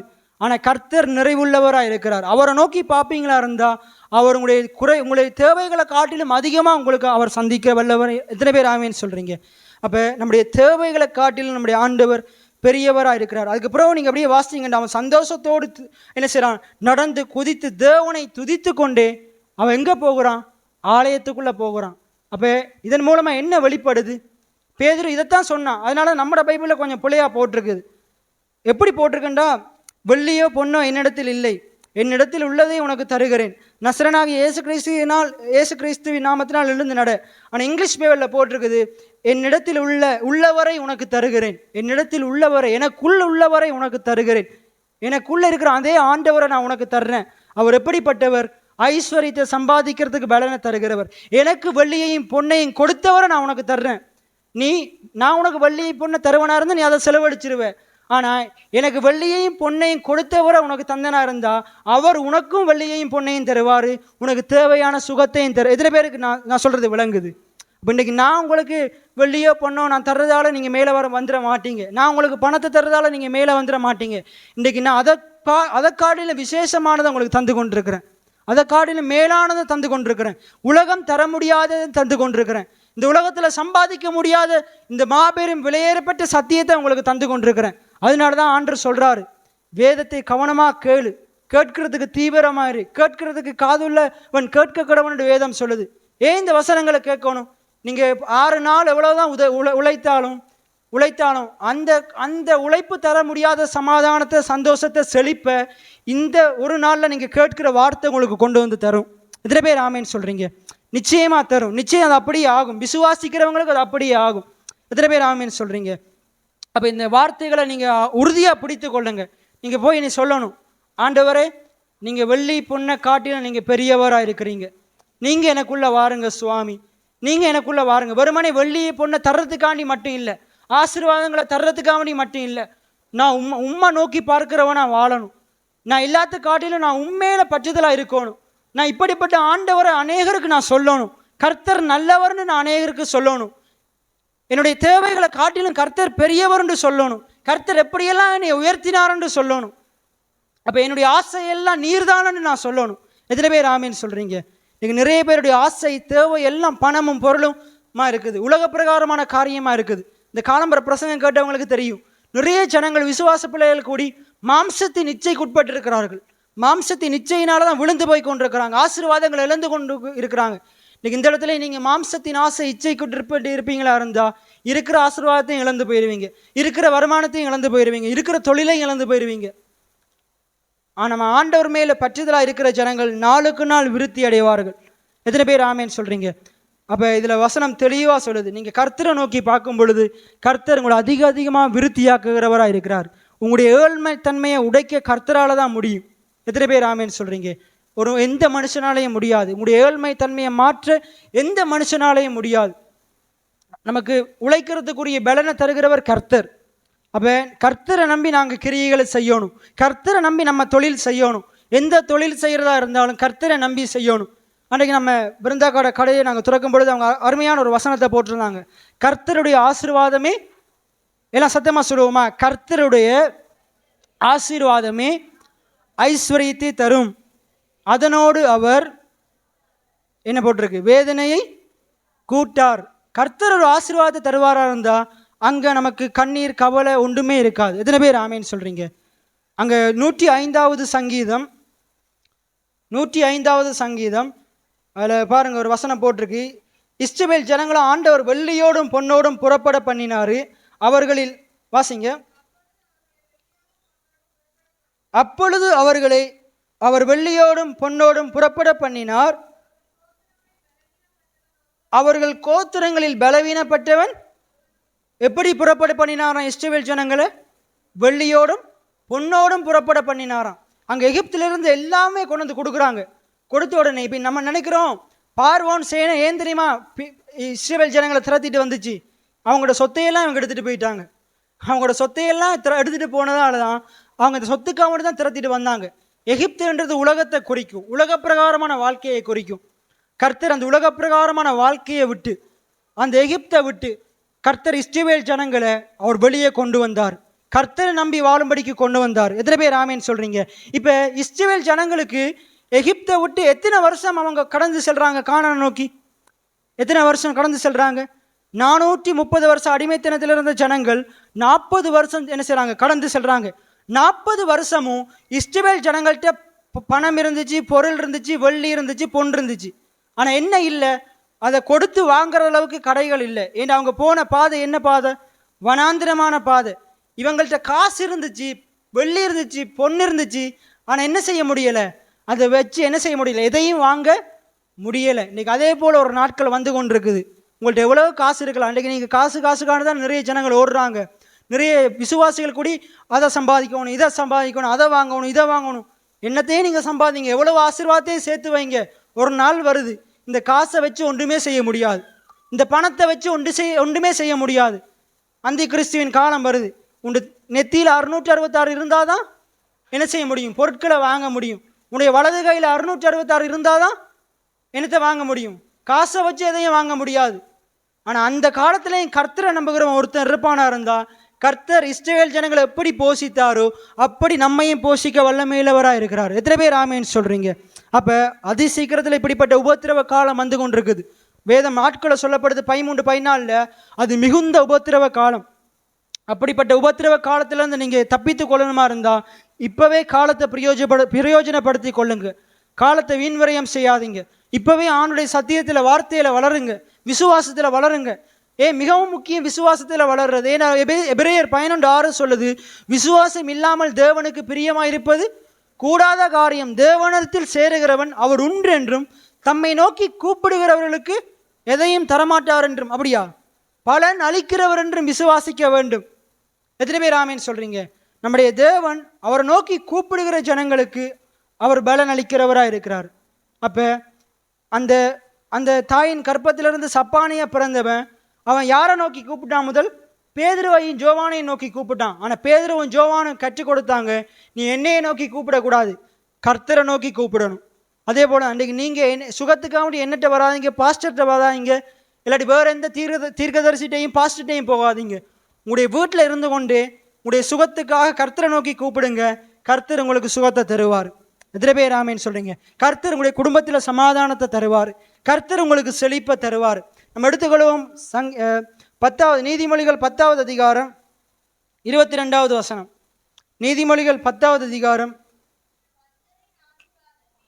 கர்த்தரின் ஆசீர்வாதமே ஐஸ்வர்யத்தை தரும், அதனோடு அவர் 11வது அதிகாரம் 28வது வசனத்தை வாசிங்க. தன் ஐஸ்வர்யத்தை நம்புகிறவன் விழுவான். இப்போதான் நம்முடைய ஐஸ்வர்யத்தை நம்புவோமா இருந்தால், நம்முடைய பணத்தையோ பொருளையோ நமக்கு இருக்கிற ஆஸ்திகளையோ நம்புவோமா இருந்தால் நம்ம விழுந்து போயிடுவோம். ஆனால் கர்த்தரை நம்புவோமா இருந்தால் ஆண்டவர் நம்மளை செழிக்க செய்வார். எத்தனை பேர் ஆமேன்னு சொல்கிறீங்க? எல்லாம் சொல்லுங்க. என் ஐஸ்வர்யத்தை நான் நம்புவேனே ஆகில் நான் விழுந்து போவேன், கர்த்தரை நம்புவேன் ஆகில் அவர் என்னை செழிக்க செய்வார். எத்தனை பேர் ஆமேன்னு சொல்கிறீங்க? அதே போல் உபாகமம் 8:18 எடுத்துக்கொள்ளுவோம். உபாகமம் 8:18. உபாகமம் 8:18. உன் தேவனாகிய கர்த்தரை நினைப்பாயாக. ரைட். இப்போ என்ன சொல்றாரு? உன் தேவனாகிய கர்த்தரை நீ நினைக்கணுமா? எப்படி நினைக்கணும் என்று சொல்றாரு பாருங்க, வாசிங்க. அவரே ஆபிரகாம், ஈசாக்கு, யாக்கோப்பு அவங்களுக்கு ஆணையிட்டு கொடுத்த அவருடைய உடன்படிக்கையை உறுதிப்படுத்தும்படி இந்நாளில் உனக்கு உண்டாயிருக்கிறது போல ஐஸ்வர்யத்தை சம்பாதிக்கிறதற்கான பலனை உனக்கு கொடுக்கிறார். அப்ப பணத்தையும் பொருளையும் ஐஸ்வர்யத்தையும் சம்பாதிக்கிறதுக்கு நம்ம ஒவ்வொருவருக்கும் பலனை கொடுக்கிறவர் யாரு? பலனை கொடுக்கிறவர் யாரு? எங்களோட அப்பாவா? கர்த்தர். நம்முடைய பெற்றோர்கள் அல்ல, ஆண்டவர் நமக்கு பலனை கொடுக்கிறார். எத்தனை பேர் ஆமேன்னு சொல்றீங்க? அதனால தான் பவுல் சொல்றார், என்னை பலப்படுத்துகிற கிறிஸ்துவினாலே எல்லாவற்றையும் செய்ய எனக்கு பலன் உண்டு. என்னால் என்ன செய்ய முடியும்? என்னை பலப்படுத்துகிற கிறிஸ்துவினால இந்த ஊழியத்தை என்னால் வெற்றிகரமாக செய்ய முடியும்.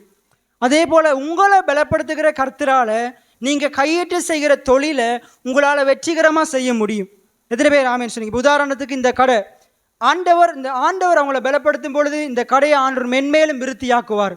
எத்தனை பேர் ஆமேன்னு சொல்கிறீங்க? அதே போல் இன்றைக்கு நிறைய தொழில்கள் செய்கிறீங்க. உங்களுடைய ஒவ்வொரு தொழிலையும் நீங்கள் அதை விசுவாசித்து சொல்லுவீங்களா இருந்தால் இது தினந்தோறும் அறிக்கை செஞ்சு கொண்டே இருக்கணும். எப்பயும் நான் சொல்கிறபடி எப்போ அறிக்கை செய்யணுமெண்டா, நிறைய கடன் வரும்பொழுது, நிறைய பிரச்சனைகள் வரும்போது, சூழ்நிலைகள் உங்களுக்கு எதிராக இருக்கும் பொழுது, பிரச்சனைகள் நிறைய இருக்கும்போது, பவுல் எப்போ தெரியுமா சொல்கிறாரு? என்னை பலப்படுத்துகிற கிறிஸ்துவினாலே எல்லாவற்றையும் செய்ய எனக்கு பலனுண்டு எப்போ சொல்கிறாரு? சிறையில் இருந்து கொண்டு சொல்கிறாரு, ஜெயிலில் இருந்து கொண்டு சொல்கிறாரு.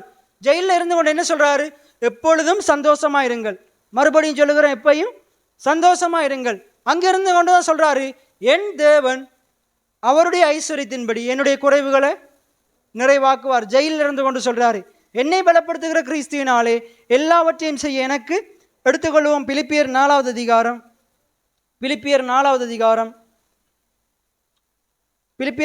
அதிகாரம் 8வது வசனத்திலிருந்து வாசிப்போம்.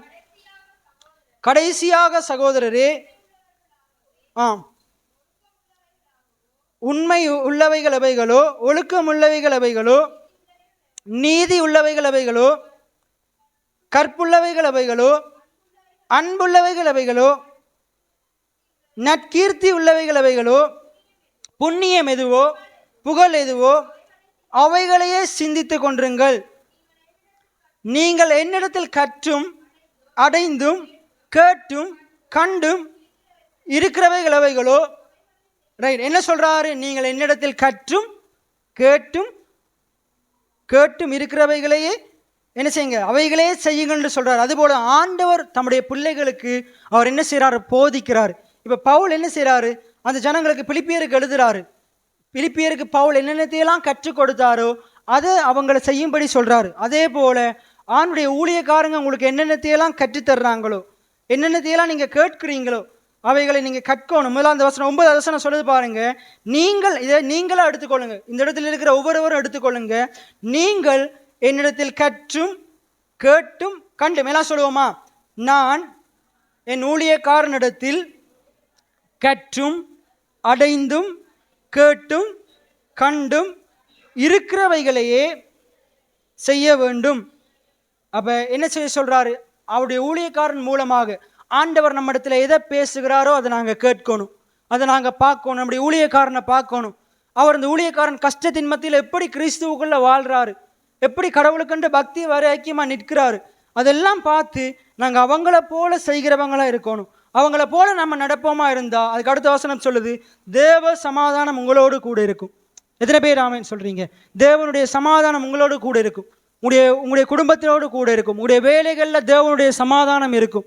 உங்களுடைய பிள்ளைகளோடு தேவனுடைய சமாதானம் இருக்கும். எத்தனை பேர் ஆமென் சொல்றீங்க? அதுக்கு அடுத்து தொடர்ந்து வாசிங்க.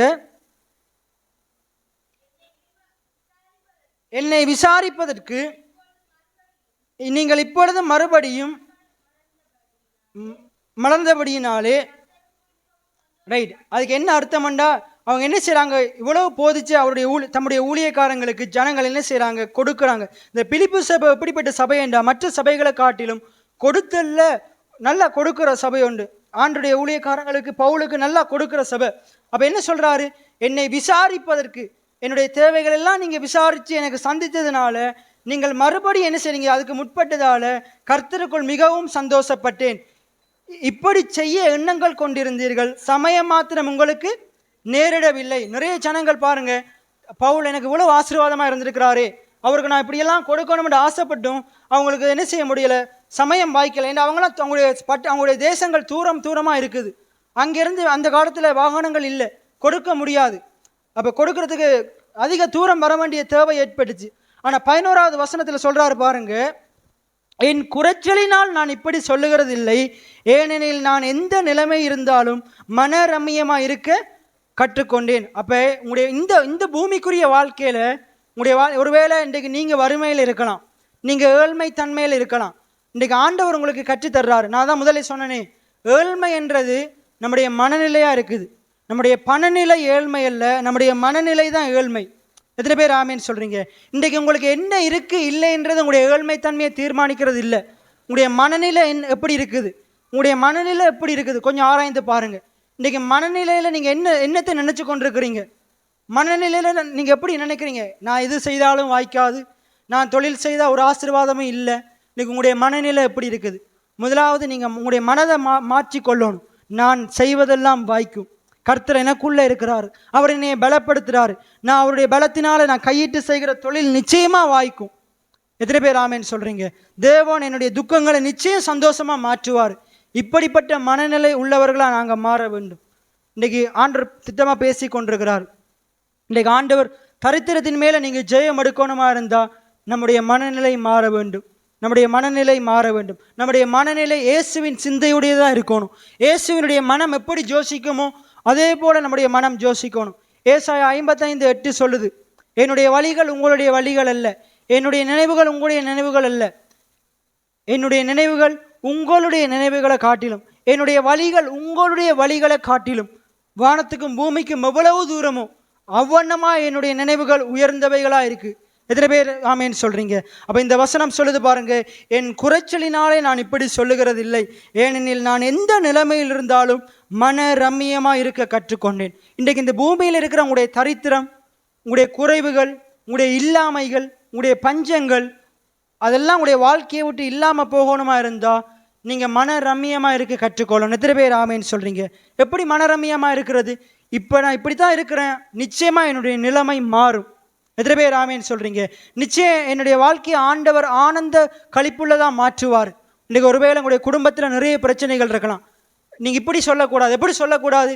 எனக்கு ஒரே பிரச்சனையாக இருக்குது, நான் என்ன செய்வனோ தெரியலே, அப்படி சொல்லுவீங்களா இருந்தால் அதுதான் வேதத்தை கேட்காத ஜெபம், அருவருப்பான ஜெபம். அப்படிப்பட்டார்கள் எப்படி ஜெபம் பண்ணணும்?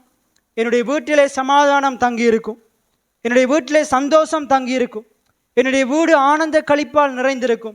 எத்தனை பேர் ஆமேன்னு சொல்கிறீங்க? அப்போ இப்படிப்பட்ட வார்த்தைகளை பயன்படுத்தி ஜெபம் பண்ணுறவங்களாக இருக்கணும். ஒருவேளை உங்களுடைய பண ரீதியில் உங்களுக்கு குறைவு இருக்குமா இருந்தால், கடன் இருக்குமா இருந்தால், லீசிங் கட்ட வேண்டிய தேவைகள் அதிகமாக இருக்குமா இருந்தால், நீங்கள் ஜெபம் பண்ணும்போது, இப்போ மாத்திரமல்ல இனி வரப்போகிற நாட்கள் எல்லாம் நீங்கள் ஜெபம் பண்ணும்போது உங்களுடைய ஜெபத்தை ஆண்டுடைய வார்த்தைக்கு ஏற்ற விதத்தில் ஜெபத்தை மாற்றுங்க. எப்படி நீங்கள் ஜெபம் பண்ணணும்? கர்த்தரை நம்பி இருக்கிற நான் பாக்கியவானாக இருக்கிறேன், என்னை ஆண்டவர் வெட்கப்பட விட மாட்டார், என்னை வெட்கப்பட விட மாட்டார். நானும் அநேக ஜாதிகளுக்கு கடன் கொடுப்பேன், நானும் கடன் வாங்காதிருப்பேன், நான் வாரி இறைப்பேன், ஏழைகளுக்கு கொடுப்பேன், என்னுடைய நீதியை தேவன் வர்த்திக்க பண்ணுவார். எத்தனை பேர் ஆமேன்னு சொல்கிறீங்க? விதைக்கிறவனுக்கு விதையையும் புசிக்கிறதுக்கு ஆகாரத்தையும் கொடுக்கிறவர் என் கர்த்தராக இருக்கிறாரு. நான் விதைக்கும் பொழுது என் கையின் பிரயாசத்தை அவர் ஆசீர்வதிக்கிறவராக இருக்கிறாரு. கையிட்டு செய்கிற காரியங்கள் எல்லாம் ஆசீர்வதிப்பேன் என்று சொல்லியிருக்கிறார். என்னுடைய வேலையை என் ஆண்டவர் ஆசீர்வதிப்பார். குறைச்சல் உள்ளவனுக்கு கொடுக்கத்தக்கதாக தேவன் என்னை ஆசீர்வதிப்பார். என்னுடைய கடன் பிரச்சனைகள் எல்லாம் இன்றோடு தீர்ந்து விடும். எத்தனை பேர் ஆமேன்னு சொல்கிறீங்க? என்னுடைய துக்கங்கள் மாறும், என்னுடைய பாடுகள் மாறும்.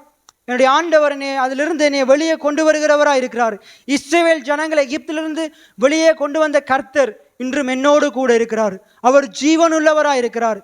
அந்த தாயின் கற்பத்தில் சப்பானியா பிறந்த முடவனை நடக்க பண்ணின ஆண்டவர், ஆலயத்துக்குள்ளே கொண்டு வந்த ஆண்டவர், அவனை நடந்து குதிக்க பண்ணின ஆண்டவர் இன்றைக்கு என்னுடைய பலவீனங்களிலிருந்து என்னை வெளியே கொண்டு வர வல்லமையுள்ளவராக இருக்கிறார். என்னுடைய தரித்திரத்திலிருந்து என்னை வெளியே கொண்டு வர வல்லமையுள்ளவராக இருக்கிறார். என்னுடைய நோய்களிலிருந்து என்னை வெளியே கொண்டு வர வல்லமையுள்ளவராக. எத்தனை பேர் ஆமேன்னு சொல்கிறீங்க? இன்றைக்கு உங்களுடைய வாழ்க்கையில் எவ்வளோ பெரிய பிரச்சனைகள் இருக்கலாம். அந்த சீசர்களுக்கு காற்று எதிராக இருந்தது போல இன்றைக்கு கர்த்தரை நம்பி வாழுகிற ஜனங்களுக்கு வேத வசனம் சொல்லுகிறபடி பாடுகள் உண்டு, உபத்திரவம் உண்டு. ஆனால் அந்த உபத்திரவத்தில் மாற்றுகிற கர்த்தர் உங்களோடு கூட இருக்கிறார். கடைசி ஒரு பகுதியை வாசித்து நிறைவு செய்வோம். அதில் 1 கொரிந்தியரில் வேதம் சொல்லுது, இந்த உலகத்தில் உங்களுக்கு சோதனைகள் அதிகமாக இருக்குது. 1 கொரிந்தியர் 10:13 வாசிங்க. 1 கொரிந்தியர் 10:13. மனுஷனுக்கு நேரிடுகிற சோதனையே அல்லாமல் வேறு சோதனை உங்களுக்கு நேரிடவில்லை. எல்லாம் சொல்லுவாங்க, தேவன் உண்மையுள்ளவராக இருக்கிறார்,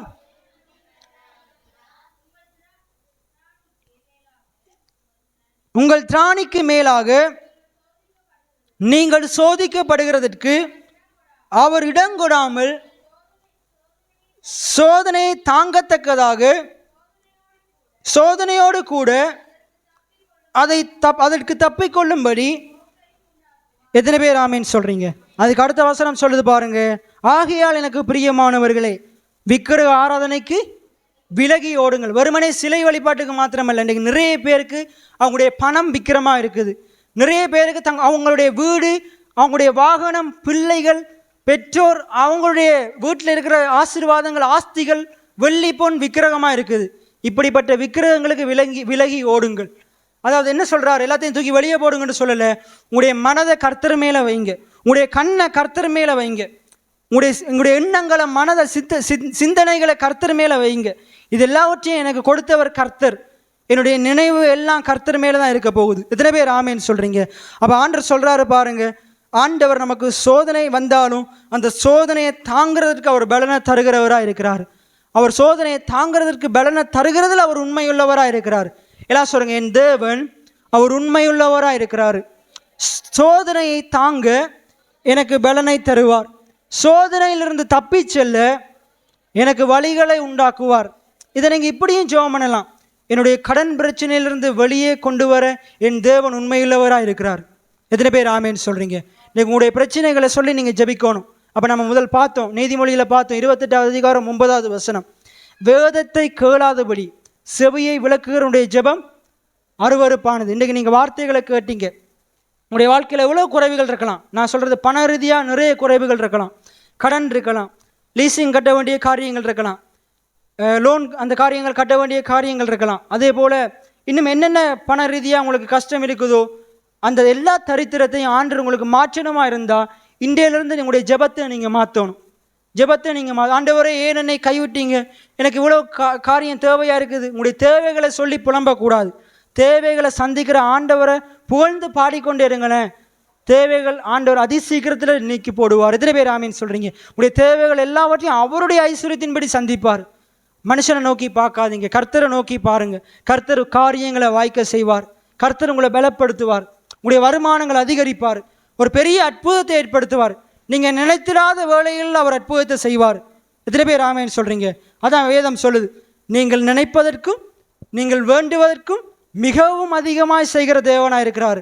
இன்னொரு வசனத்தை பார்ப்போம், 2வது அதிகாரம் 1 கொரிந்தியர் 2வது அதிகாரம் 9வது வசனம். 1 கொரிந்தியர் 2:9 எழுதியிருக்கிறபடி, அந்த வசனத்தை எல்லாரும் எடுத்து வாசிப்பீங்களா? எல்லாம் சேர்ந்து வாசிப்போமா? எல்லாம் சேர்ந்து வாசிங்க.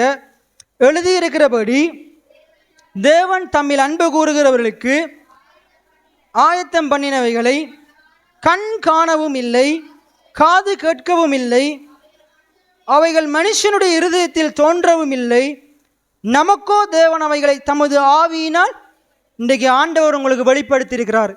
நிறைய பேர் இன்றைக்கு நீங்கள் யோசிக்கலாம், ஆண்டவர் எனக்கு ஆசீர்வாதத்தை உண்டு பண்ணி வைத்திருக்கிறாரு. ஆபிரகாமின் ஆசீர்வாதம் எனக்கு இருக்குது, முற்பிதாக்களோட ஆசீர்வாதமெல்லாம் எனக்கு இருக்குதுன்னு சொல்கிறீங்களே, கர்த்தரின் ஆசீர்வாதம் ஐஸ்வர்யத்தை தரமெல்லாம் சொல்கிறீங்களே, அதை என்னால் பார்க்க முடியலையே, என்னால் அதை பற்றி கேட்க முடியலையே, காண முடியலைன்னு நீங்கள் சொல்லலாம். உங்களுக்குள்ள ஆவியானவர் இருப்பாராக இருந்தால் ஆவியானவர் சகல சத்தியத்துக்குள்ளே எங்களை வழிநடத்துவார்.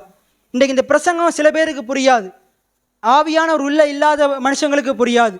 யார் யாருக்கெல்லாம் அந்த சத்திய ஆவியானவர் இருக்கிறாரோ அவங்களுக்கு இந்த சத்தியம் ஆழமாக உங்களுக்குள்ளே போயிருக்கும். அந்த ஆவியானவர் நிச்சயம் இனி வரப்போகிற நாட்களில் உங்களுடைய கடன் பிரச்சனையிலிருந்து உங்களை வெளியே கொண்டு வருவார். உங்களுடைய ஜெபங்களில் ஞானமாக ஜெபிக்க செய்வார், ஞானமாக துதிக்க செய்வார், உங்களை ஞானமாக நடத்துவார். இனி அப்படிப்பட்ட ஆவியானவர் உங்களுக்குள்ள இருப்பாராக இருந்தால் உங்களுடைய செவிகள் எப்பொழுதுமே கர்த்தருடைய வார்த்தைகளை கேட்கிறதுல தாகமாக இருக்கும். எத்தனை பேர் ஆமேன்னு சொல்கிறீங்க?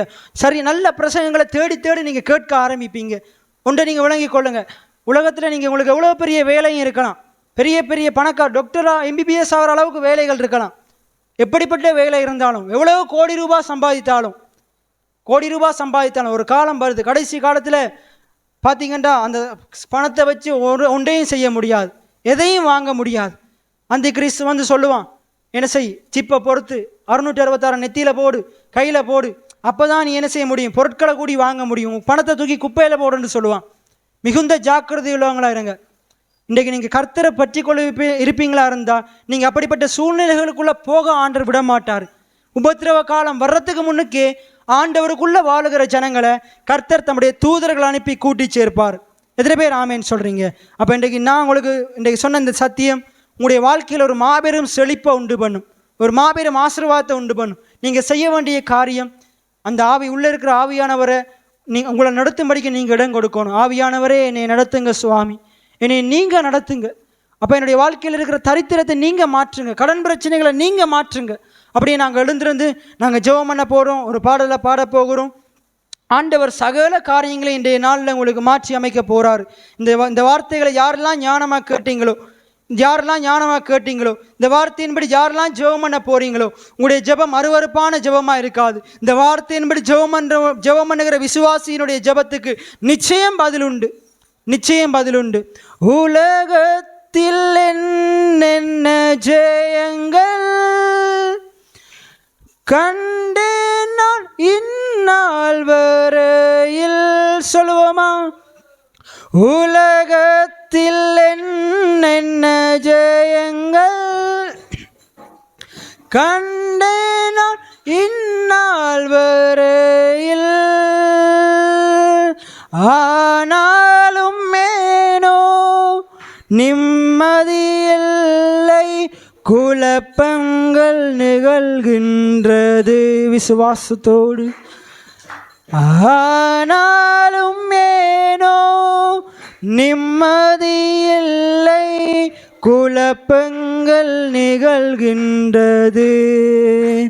ஆதாரம் நீர்தானையா,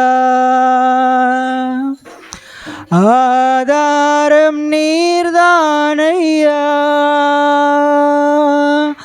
காலங்கள் மாற கவலைகள் தீர காரண நீர்தானையா.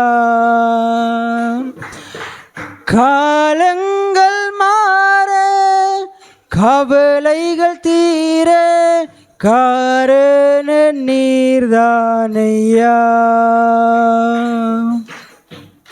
அப்படியே கண்களை மூடி நாங்கள் அனைவருமாய் சேர்ந்து ஜெபம் பண்ண போகிறோம். இன்றைக்கு நீங்கள் கேட்ட வார்த்தையின்படி ஜெபம் பண்ணுங்க. வேத வசனம் சொல்லுது, வேதத்தை கேளாதபடிக்கு தன் செவியை அவன் மறைக்கிறவனுடைய ஜெபம், விலக பண்ணுகிறவருடைய ஜெபம் அருவருப்பானது. அநேக நேரங்களில் கடந்த நாட்களில் நீங்கள் கூடி வேத சத்திய வார்த்தைகளை கேட்கறதுக்கு அவ்வளோ முக்கியத்துவம் கொடுக்காமல் இருந்திருக்கலாம். ஆண்டுடைய வார்த்தைகளை அற்பமாக எண்ணி இருக்கலாம். ஆண்டுடைய போதனைகளை கேட்காம இடையில் எழும்பி போயிருக்கலாம். பிரசங்கம் பண்ணும்போது அந்த பிரசங்கத்துக்கு இருக்காமல் இருந்திருக்கலாம். இன்றைக்கு ஒரு சரியான தீர்மானத்தை எடுங்க. என்னுடைய வாழ்க்கையில் எவ்வளோ தேவைகள், எவ்வளோ பிரச்சனைகள் வந்தாலும் நான் கர்த்தருடைய வார்த்தைக்கு முக்கியத்துவம் கொடுக்க போகிறேன். நான் கர்த்தருக்கு வார்த்தைக்கு முக்கியத்துவம் கொடுப்பனா இருந்தால் ஆண்டவர் என்னுடைய ஜெபத்தை கேட்பார். என்னுடைய ஜெபத்தை ஆண்டவருக்கு அங்கீகரிப்பார். என்னுடைய ஜெபத்தை ஆண்டவர் கனம் பண்ணுவார். அந்த ஜெபத்துக்குரிய பதிலை நிச்சயம் தருவார். இப்படிப்பட்ட சத்தியங்களை நான் கேட்க ஆண்டவர் எனக்கு உதவி செய்ய வேண்டும். அது மாத்திரமில்லாமல் இன்றைக்கு என்னுடைய வாழ்க்கையில் இருக்கிற தரித்திரம் இன்றைக்கு எனக்கு தெரியாது. இன்றைக்கு உங்களுடைய ஒவ்வொருத்தருடைய வாழ்க்கையிலையும் பல விதத்தில் பணக்குறைவுகள் இருக்கலாம், நிறைய கடன்கள் இருக்கலாம், நான் இந்த கிழமை கட்ட வேண்டிய காசுகள் நிறைய இருக்கலாம். ஒருவேளை அதுக்குரிய தொழில் வாய்ப்புகள் உங்களுக்கு இல்லாமல் இருக்கலாம், அதுக்குரிய வருமானம் உங்களுக்கு குறைவாக இருக்கலாம். எப்படிப்பட்ட சூழ்நிலையாக இருந்தாலும், எப்படிப்பட்ட சூழ்நிலைகள் உங்களுக்கு எதிராக இருந்தாலும், எல்லா சூழ்நிலைகளையும் மாற்றுகிற கர்த்தர் உங்களோடு கூட இருக்கிறார். அவர் எல்லா சூழ்நிலைகளிலிருந்து ஆண்டவர் உங்களுக்கு நிச்சயமாக பதிலை தருவார், நிச்சயம் பதிலை தருவார். அப்படி இந்த வார்த்தைகளை பயன்படுத்தி எல்லாரும் கண்களை மூடி உண்மையாக விசுவாசத்தோடு ஜெபம் பண்ணுங்க. நிச்சயம் ஆண்டவர் உங்களுடைய சகல தேவைகளையும் சூழ்நிலைகளை ஆண்டவர் மாற்றுவார். நன்றி செலுத்துகிறோம் ஆண்டவரை, நன்றியோடு துதிக்கிறோம், சோஸ்தரிக்கிறோம். அப்பா நன்றி செலுத்துகிறோம். உங்களுடைய தேவைகள் எல்லாவற்றையும் அப்பா உங்களுடைய மகிமையின் ஐஸ்வர்யத்தின்படி சந்திக்கிற ஆண்டவர், எங்களுடைய குறைவுகளை நிறைவாக்குகிற ஆண்டவர், எங்களுடைய பிரச்சனைகளை, போராட்டங்களை, நிந்தைகளை மாற்றுகிற ஆண்டவர், எங்களுடைய வாழ்க்கையில் இருக்கிற பண பிரச்சனைகள், அப்பா எல்லா கடன்கள் ஆண்டவரை, எல்லா வருமான குறைவுகள் எல்லாவற்றையும் நீங்கள் மாற்றி அமைக்க வல்லமையுள்ளவராக இருக்கிறபடினால் நன்றி செலுத்துகிறோம். கர்த்தரின் ஆசீர்வாதம் ஐஸ்வர்ய தரும் என்ற வார்த்தையின் பிரகாரமாய், அதனோடு வேதனையை கூட்ட மாட்டீர் என்ற வார்த்தையின் பிரகாரமாய் அப்பா என்னுடைய வாழ்க்கையில் இருக்கிற குறைவுகள் மாறுவதாக, என்னுடைய வாழ்க்கையில் இருக்கிற தரித்திரம் மாறுவதாக, என்னுடைய வாழ்க்கையில் இருக்கிற வேதனைகள் மாறுவதாக சுவாமி, மாறுவதாக ஆண்டவர். எல்லா குறைவுகளையும் நிறைவாக்குங்க ஆண்டவரே. இந்த வார்த்தையை கேட்ட ஒவ்வொரு பிள்ளைகளுடைய குறைவுகள் மாறுவதாக சுவாமி. அப்படி நான் சொல்றதை சொல்லுங்க. தேவரீர் உம்முடைய ஆசீர்வாதத்தினாலே உம்முடைய அடியானின் வீடு என்றென்றும் ஆசீர்வதிக்கப்பட்டிருப்பதாக. ஆண்டவராக இயேசுவே, எனக்கு விரோதமாக, என் குடும்பத்துக்கு விரோதமாக பிசாசான் வைத்திருக்கிற அழிவுக்கு உரிய திட்டங்களை அனைத்தையும் இயேசுவின் பெயரில் உடைந்து செயல்பட்டு போவதாக. எங்கள் குடும்ப சமாதானத்துக்கு தடையாக இருந்து கிரியை செய்கிற பலவான்களையும் அசுத்தாவிகளையும் இயேசுவின் பெயரில் கட்டுகிறேன். அந்த வல்லமையில் உடைக்கிறேன். எங்கள் குடும்பத்தை ஆசீர்வாதத்தை செழிப்பை காண முடியாதபடி இருக்கிற பஞ்சம், பசி, பட்டினி, குறைப்பட்ட ஜீவியம், கடன் ஜீவியம் என்னும் ஆவிகளை இயேசுவின் பெயரில் கட்டுகிறேன். அந்த வல்லமையிலே உடைக்கிறேன். இப்பொழுதே என் குடும்பத்தை விட்டு வெளியேறும்படி கட்டளையிடுகிறேன். நம்முடைய ஆண்டவராகிய இயேசு கிறிஸ்துவின் கிருபையும் தேவனுடைய அன்பு பரிசுத்த ஆவியான இயேசு வருகை மட்டும் ஆண்டவர் எங்களுடைய ஜெபத்தை கேட்க வசன வார்த்தையை நாங்கள் உச்சரித்து வெற்றி வாழ்க்கை வாழ கர்த்தர் எங்களுக்கு உதவி செய்வாராக. என் ஆத்மாவே கர்த்தரை ஸ்தோத்திரி, என் முழுவதுமே பரிசுத்த நாமத்தை ஸ்தோத்திரி. என் ஆத்மாவே கர்த்தரை ஸ்தோத்திரி, அவர் செய்த சகல உபகாரங்களை மறவாதே. ஆமென். அல்லேலூயா.